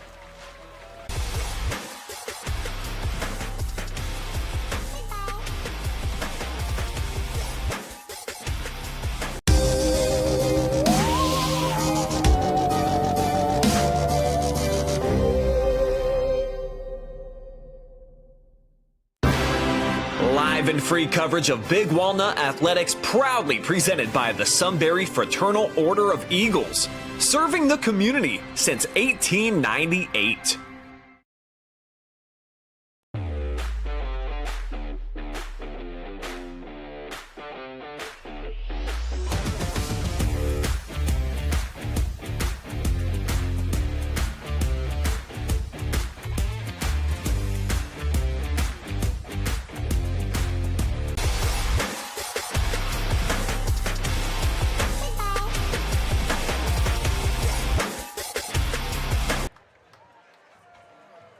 flipping the field and starting the fourth quarter as the Worthington Kilbourne Wolves, trailing 20-27, will start their drive. Page looking, but the outside is covered.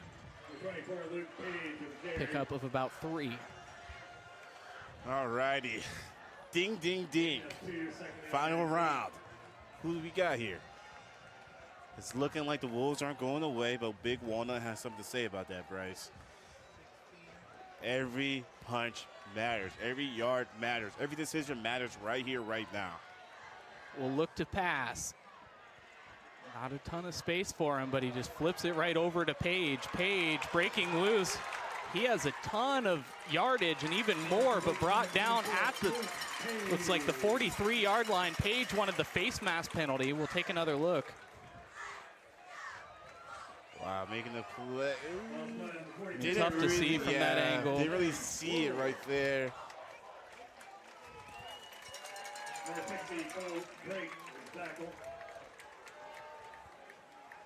So now on the district at Berkshire, first down on their own 41. The snap. Page in the back of his own blockers. There's a flag thrown though. Looked like it might be holding. Indication is holding against Kilbourne. Yeah, it's holding against Kilbourne right there. So that will back them up 10 yards, and it makes it 1st and 20, 11:04 remaining here. So within striking distance, and they've had the positive yardage to show for it. Definitely. Definitely. Like we said, they can't move the ball. The way they had that big chunk play, we haven't seen that so far. Kind of had that first play, that play earlier in the game, but silent after that. Okay, we have a screen right here, Bryce. So not much yardage, just gets a couple. It brings up 2nd and about 18. Yeah, especially with those wide receiver mid screens, you kind of have to find the tunnel right there. Just weren't able to find the blockers to get behind. Yardage comparison so far, Worthington Kilbourne with 402 total yards to Big Walnut's 306. That's 189 rushing and 213 for the Wolves. That is crazy, Bryce. Man, video game numbers. So he'll look to pass, stepping up, evading Minor, but he's hit, shakes the tackler, stays on his feet, just a few yards short of the original line of scrimmage. It'll bring up 3rd and long. As a defender, you know, I used to hate guys like Zaspel. It seems like you hit him, do everything you want, and then you look back at while you're on the ground, he's still getting up for 2 or 3 yards. That is great running. Great running, man. Once again, turning nothing into something. 8 for 18 on 3rd down tonight. We'll see which direction they take it.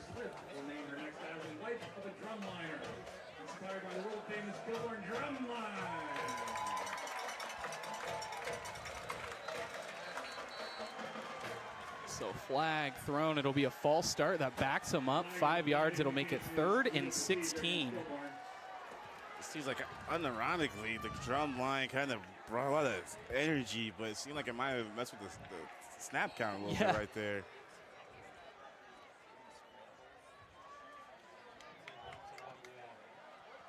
So resetting with 9:27 and ticking. Back to the line of scrimmage. Will look to pass. Rolling out to his left. Trying to find a receiver. He'll just throw it away. It'll bring up 4th and long.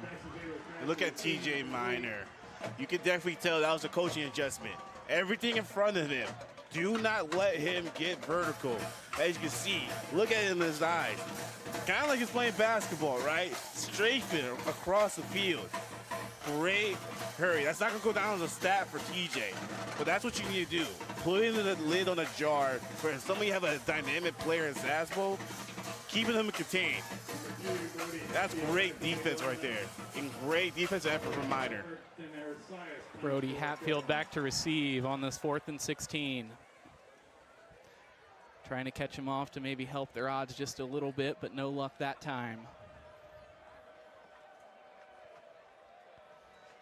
The snap. Kick is high, and it's a dart over Brody Hatfield's head. He'll let it bounce once, twice, and peter out inside the 15-yard line, all the way down to the 12.5-yard line. So the friendly Wolf bounce will put the Golden Eagles in tough space. Definitely. Great way to flip the field for the Wolves. But if you're Big Walnut, this is what they want to do.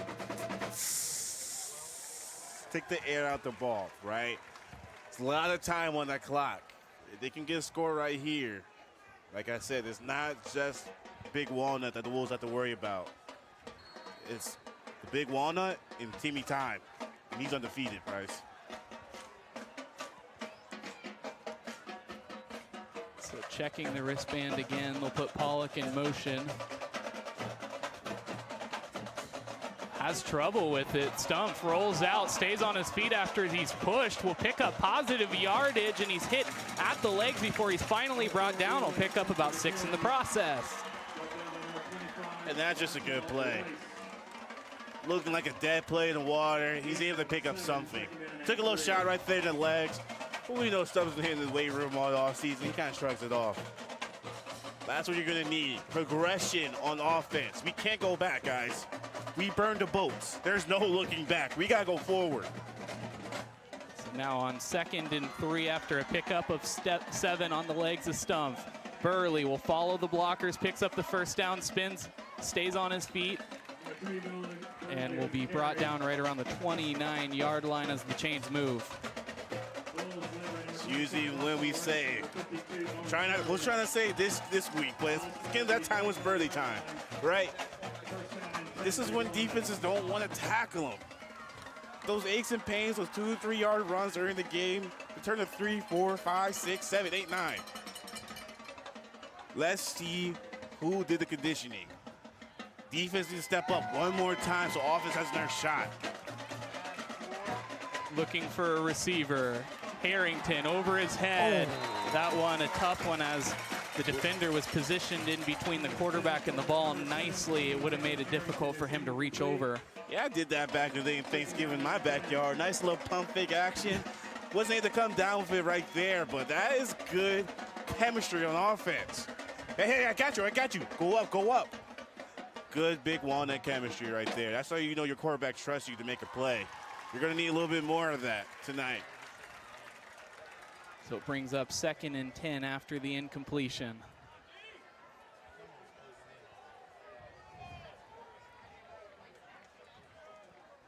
On the play action, we'll throw it over the middle. Finds Owen Pollock. He has a couple of blockers. We'll see how this one goes. He cuts back and the tackler trips. Now completely on his own, Owen Pollock will scoot into the end zone for a touchdown. Wow. No words. No flags. Great execution. And as you can hear, you don't hear a sound on this home field side. That is a great play call for Big Walnut. I think everybody in this booth is speechless. I'm laughing because the scorekeeper added the touchdown while Owen Pollock was still on the 20. Everyone in the stadium knew what that meant. Man, that is a heartbreaker. You're not out of it for the Wolves, but like I said, you got 2 opponents now. It's just not Big Walnut, it's Timmy Time. You gotta have, oh wow. Rolling out for the 2-point conversion. Brody Hatfield will throw it ahead. What has happened? And it's good for the 2-point conversion. Wow. In a strange series of events, they end up converting. We'll take another look at that one. Brody Hatfield rolling out. That delay. Wow. Oh. So we're going to take a quick break after that one.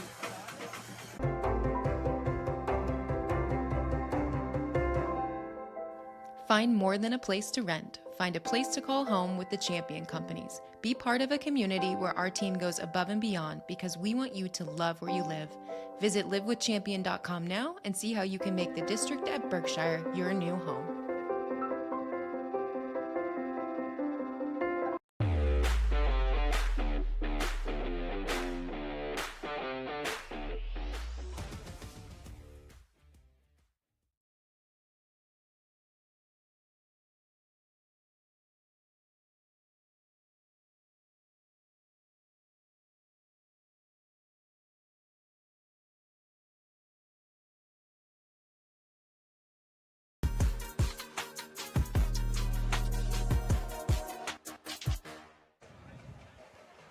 back after the touchdown, and what a crazy couple of plays that was. Yeah. During that whole play, we saw a big old man named Uncle Mo walked over back to the Big Walnut side and got some popcorn, some chips, and he seemed like he's setting a camp over there for right now. He's not going to move. And look at the score. It's 20-35. That's weird. That's a weird score because that's a 3-possession game right now. That's not great if you're the Wolves. Like I said, this now is 2 defenders. You got to face the clock. You got to face Big Walnut. And we know what you guys have to do if you're the Wolves. It's going to be obvious passing situation. So that's what's great. But it's looking kind of bleak. It's not a lot of time, especially how Big Walnut's offense is clicking and firing on cylinders, and their defense just doesn't have a solution right now. And I think for Big Walnut, too, with the score, it gives the defense a little bit more freedom to, not necessarily have to find that solution to the running game and the passing game of Sasbo, because as long as they slow them down sufficiently with the lead they have now, I mean, they're hoping that this should be enough. Yeah, it's kind of like you had a younger brother, and you have a toy, you hold it up real high, right? You don't really have to give it to him. You just kind of have to play keep away at this moment. So even if they score right now, it might be what? Unless it's a really quick score, it might be 5 minutes left. That's still 2 scores down. And they also show they can get down there but not really capitalize, right? Kicking those field goals. Like we said, sometimes you need 7, not 3. And for times like this, hindsight's always 20/20, but like we said, it's not just Big Walnut they're facing right now. It's teamy time. And so a bunch of extracurriculars. We're going to have flags all over, and they're excited about that one. So we'll take a look at what's happened afterwards. And, he got brought down initially and then reacted. Well, he didn't even push him. Little theatrics right there. Word on the street is he's on the he's an understudy for the Nutcracker in December. But great way, in this type of games, you gotta have to have something to give some type of momentum back to your offense. That definitely will help. To see the Zebras are kind of coming together, seeing what the foul is, if there is a foul. But if they're able to get that definitely helps. I think there's there's certainly going to be a foul here. Yeah, definitely. It just is a decision of who they're going to put it against. Still talking things over. So now decision time. So personal foul penalty going against Big Walnut, and only Big Walnut. I think that theatrics at the end, how he fell, I think that definitely kind of sells his point right there. So a questionable decision from the officials, to say the very least, but we will start things off on the 40-yard line. Hey, they don't call home field for a reason, Bryce.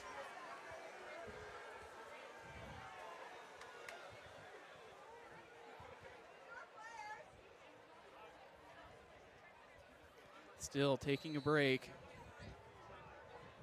But now we're back. Handing it off. Page. Get a couple. Flag thrown, though, once again.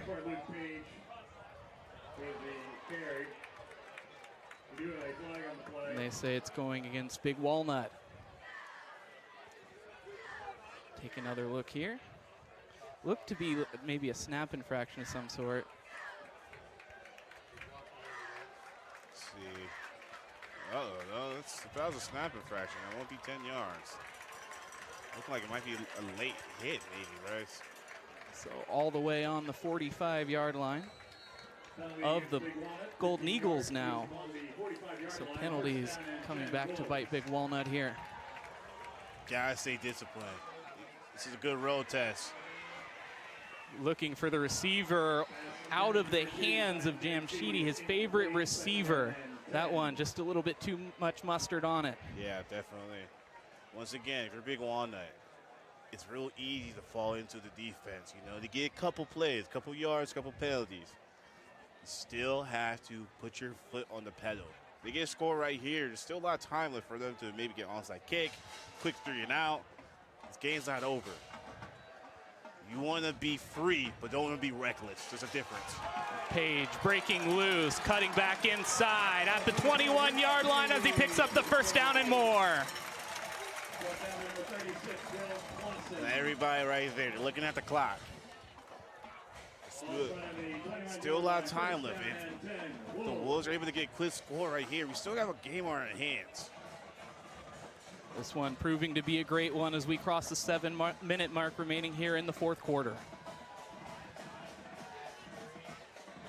Looking towards the end zone, intended receiver went through his hands. Not able to come down with it. The receiver was Alex Meek, and at 6'1", had the height.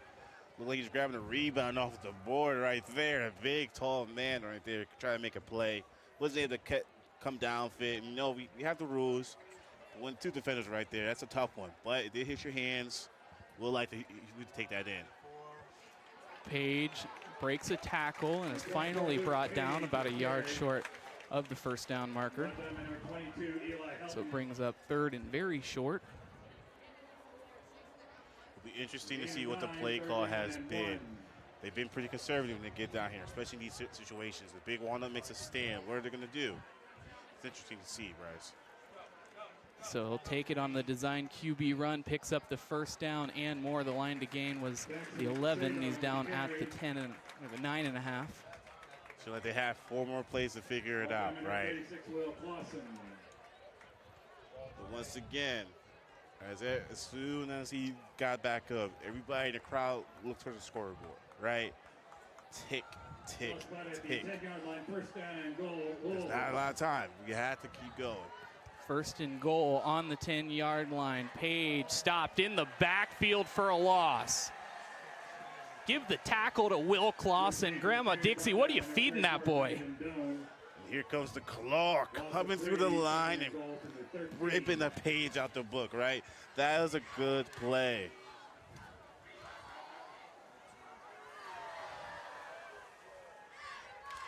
I know Grandma's smiling back at home for that one, Bryce. So he'll look to pass, rolling out in the backfield. Not any options, but he'll flip the field, looking to the empty side, through the hands of the receiver. So that will bring up third down. The home crowd wants pass interference. We'll take another look at that.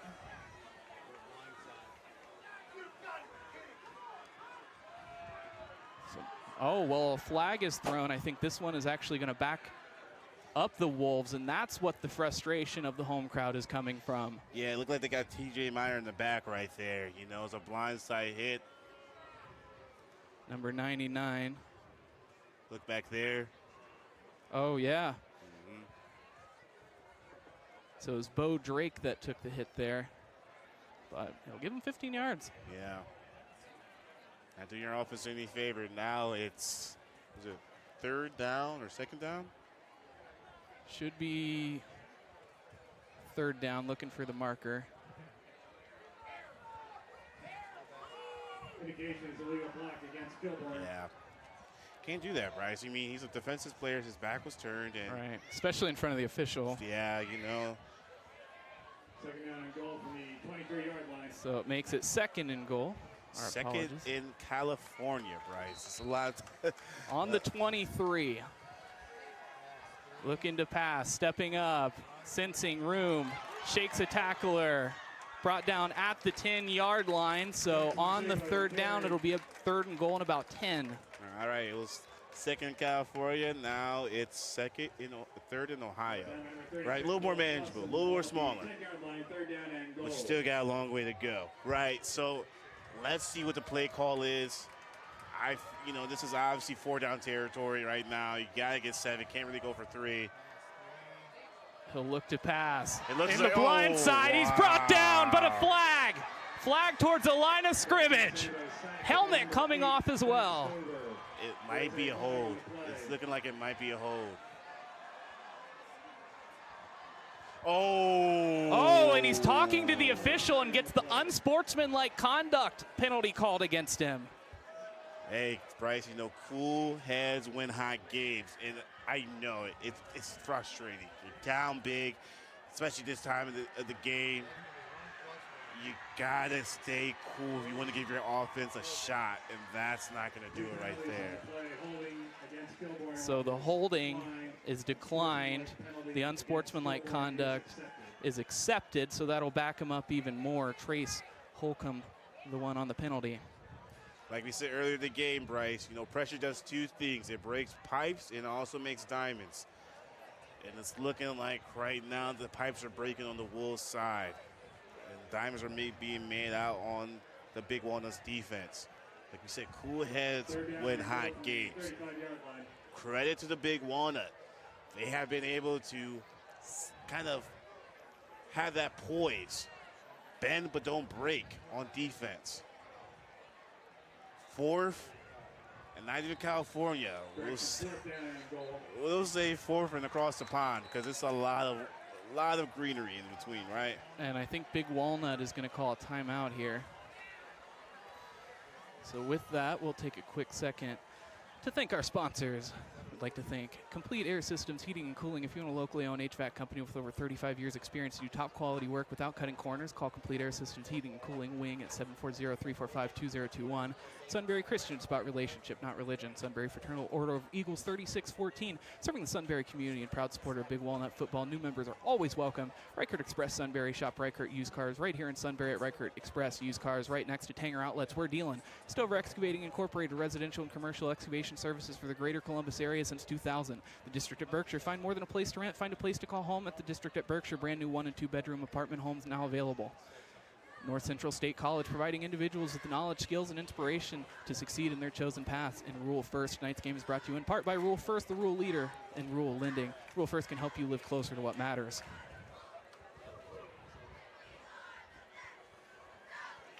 So now a big spot, 4th and goal, but on the 35-yard line, a mile to go. And some change, wow. So they almost have to look towards the end zone, throwing into double coverage, and it's intercepted. So they will start on the 20-yard line, and yeah, as we heard in the booth, a little bit absent-minded there, as if he would have let that one go down, they would have started with much better field position. Yeah, you know, but the stat, right? Yeah. You know, it's always easy to say that, but, you know, he was able to kind of fair catch that one. And, yeah, you know, he would have knocked that down, and he's probably going to get a little earful for that in the film room the next day. But that was a nice defensive play. You know, if you're Kilbourne, you have to do that, right? It was just a Hail Mary. Ave Maria, like I like to say. And when this 4th and 35, man, there's not really much you can do. And you hate to see that if you're the Wolves, and it's just a backbreaker, especially after the kind of a lot of the help they had, big plays. But once again, not able to convert in the red zone right there. Oh, and a flag called once again. It's getting chippy out there, Bryce. Oh, he stepped on him, and then the retaliatory push, and then just a bunch of heads in there jabbing. Like I said, Bryce, cool heads win hot games. If you're a Big Walnut, you can't let them get into your head. Look, we're up three scores, guys. All right, let's get out of here. They don't want us here. That's okay. Our Holcomb was last weekend, right? So let's get out of here.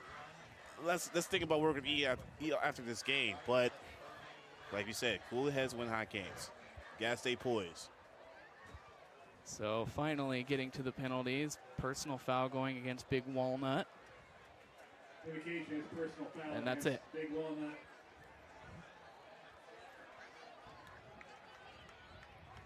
Take one more look at all of that, and I certainly think if you were to assign blame to one side, it would go to the Golden Eagles. Yeah, definitely. But once again, you know, looks like there was a little chippiness. You got to stand up for your guys one of those times, you know.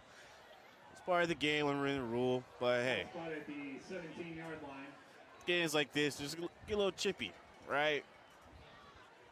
First down and 10. Just so much passion on both sides of the ball, and you know, if you're Kilbourne, you know, it's homecoming. You got a lot of alumni, friends, family coming in, and you know, you had a good season. You're still having a good season. This game doesn't define your season, but you know, you want to come out with the win of this one. unless something dramatic happens, I'm not seeing it, but. Flag thrown. They're going to call a false start. Illegal procedure against Big Walnut.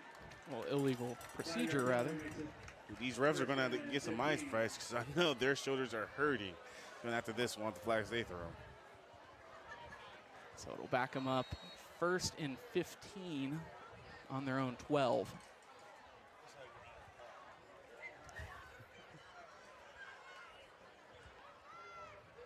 Burley following the blocker. Gets a few, not a whole lot. Brings up 2nd down, but we are inside of 4 minutes left in this game. Like we said before, taking the air out of the ball and the crowd right now. Like I said, everybody's looking at the clock as it's just ticking away. And, you know, if you're on the Golden Eagles side, you're a little bit, you're starting to feel it, right? I definitely think their side is. And I definitely think the Kilbourne Wolves are starting to feel it as well, but not in the way the Big Walnut is right now, Bryce. So we'll give it to Burley again. It bounces off the tackler, but is brought down in the backfield for a loss. That brings up 3rd down. Like, these last 3 minutes are big for both sides of the team, right? You know, you want to have some pride. You want to stop them if you're Kilbourne. Also, if you're Big Walnut, this is a chippy game. In a way, Big Walnut is not really hasn't really played a full game in a long time, at least with the starters, right? You want to take care of your body. You want to take. There's seem like things are getting chippy. Watch out for the late hits. Not saying nobody's going to do it, but it's just one of those things. You don't want one of these plays to define your season. In a way, for Big Walnut, you want to get out of here. Not have the extracurriculars, not have any of those things. We have something to play for. You don't want anything to kind of go into the next week for both sides of the ball. So it's going to be interesting to see what's going on and how the refs kind of use the kind of how the game is going right now. But this is a pretty big 3 minutes. You don't want that, like I said. Cool heads win hot games. So timeouts even at 2 aside, 3:06 remaining here as we resume play. 3rd and 10. Ball on the 17. They got to get to the 27 to convert. Looks to pass instead. Brody Hatfield over the middle, gets the grab across the 50-yard line, and he's brought down. It's kicked out of bounds. Wow, Sammy sidelined him, using well. Sometimes that sideline can be your friend, and it's not fair for the defense, but that is a really big play for the Big Walnut. Yeah, I wouldn't be surprised if they ruled him down by contact, and I think that's what they're doing here. Take another look. Yeah, definitely down. Good play by the refs. Once again, give them applause for calling a pretty good game. You know, a lot of flags, but kind of when it's like this type of championship game there's just a lot of high emotions. And for them to kind of not have the game escalate into a high fashion, I think they've been doing a really great job. So kudos to the refs once again.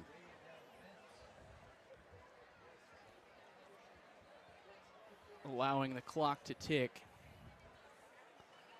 They'll take the snap. Burley up the gut. Plunges through the gap and fights forward. He's hammered, though, as he crosses the 1st down marker. Like I said, Bryce, this is a really big drive, even though we know the game is kind of out of reach. But there's still a lot of legal football playing for 2 minutes. You got to take care of yourself. As we said, Burley just kind of took a big hit right there. You got to be mindful of these things.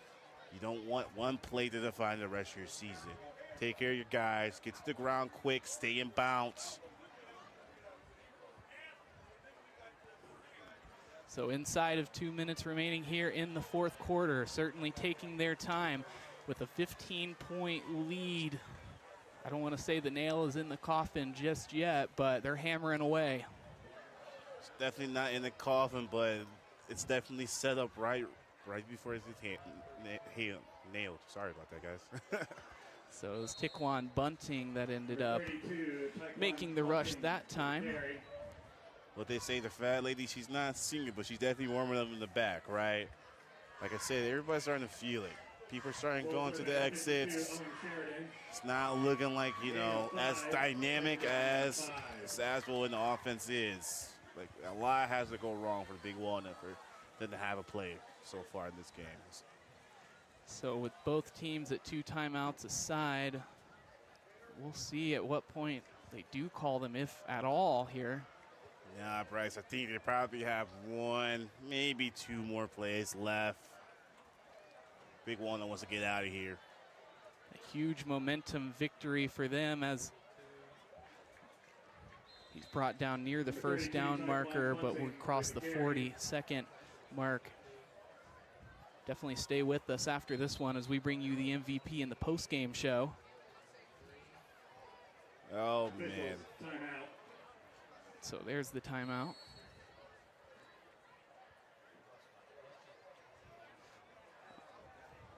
And well, I guess not. Yeah, it looked like it was just official timeout, but this is when your coach calls the worst offensive play, but you love it when they call it. It's called victory. You're always going to take a loss on it, but you're always going to take a win on it when it does this. And so with that, the Big Walnut Golden Eagles picking up the huge conference victory here over Worthington Kilbourne. Stay with us for the MVP, the post-game show coming up next.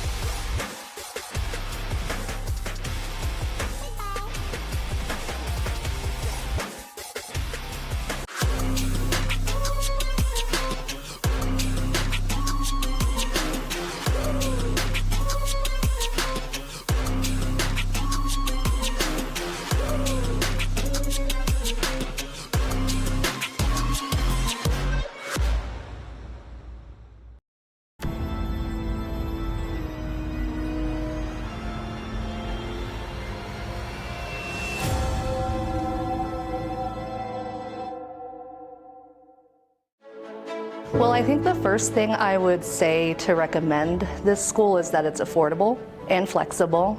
And then the program itself, I would say that it has a very diverse, broad spectrum of fieldwork and career opportunities. I think the thing that prepared me the most was having that on-site directed practice, so I could actually be in an agency working with real people. And there's a ever-growing need for social work, especially in our community here. This place means everything to us. This is where we come together. We do all of our birthdays out here. We grill hamburgers and hot dogs. We fish. I was about to give up. I was about to think that the property wasn't going to become mine. Rural First specializes in solving the problems. I made the call, and the rest is history. It was done. It made everything easy. Questions answered, walked me through the process. It was done. When I'm here, just feel peace. That's all it means to me. Peace. Live and free coverage of Big Walnut Athletics, proudly presented by the Sunbury Fraternal Order of Eagles, serving the community since 1898. This is Jonathan Langdon. Catch me right here every Thursday for the Block Party presented by Bob and Bob Door Company, your place for volleyball highlights on the OH.REPORT.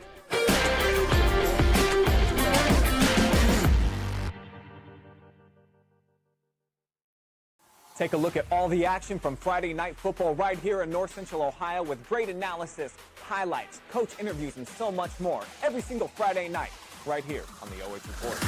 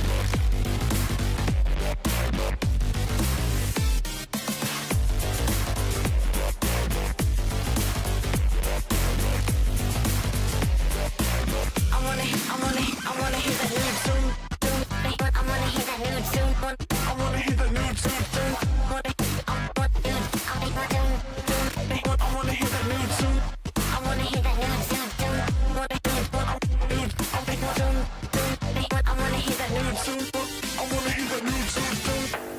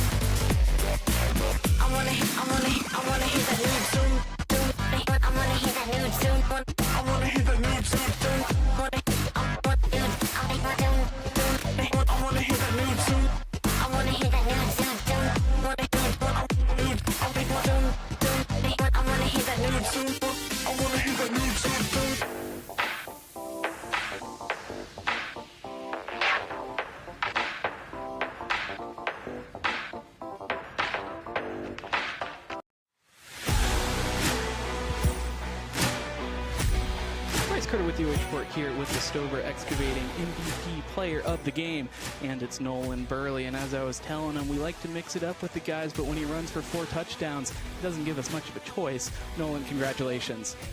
So this one, you knew it was going to be a big one. Major conference implications. It's their homecoming night. How do you kind of approach these games where you know that the other team is probably the most motivated they've been this season? Yeah, we just approach it like any other game. You know? We kind of like to take it game by game. We knew this was going to be a good game. Came in this whole week. We were game planning. Thanks to the coaches for that. They do a lot for us, but it's another game for us. And so probably one of the first times you faced adversity since that Bishop Watterson game, and you bounced back nicely. What was the feeling or the mood like in those moments where you really needed those big scores? I mean, Coach always preaches to us, we're going to have adversity, and we just got to, wipe it away and just keep playing. And so 4 touchdowns tonight. You exploded with 3 in the first half. And any specific thing you saw, or was just the blocking really good, or were you breaking tackles? What do you think led to that success? Oh, I mean, the blocking is always good. They're always doing great, but I think we had a great game plan too with what running plays we run, and I want to thank the coaches. And so looking forward to the remainder of the season, you got to get the job done. You still got business to do, but how are you feeling? I mean, I'm feeling great, and we're feeling great as a team. We want to make a big run for Super Bowl. Anyone you want to shout out tonight? I want to shout out coaches and my O-line, obviously. Awesome. Nolan Burley, our Stover Excavating MVP player of the game, becoming very familiar with our MVP slot. Congratulations.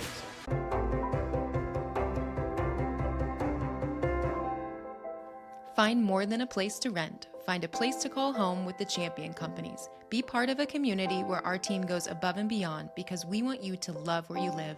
Visit livewithchampion.com now and see how you can make the district at Berkshire your new home.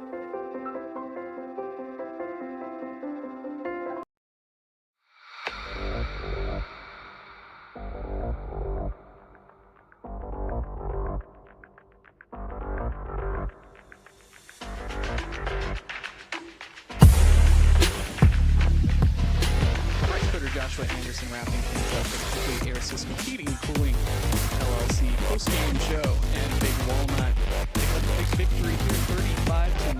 They took the lead early on. However, Worthington Kilbourne worked it all the way back to even at 20. Nolan Burley had a change. I wanna hit that new touchdown rush.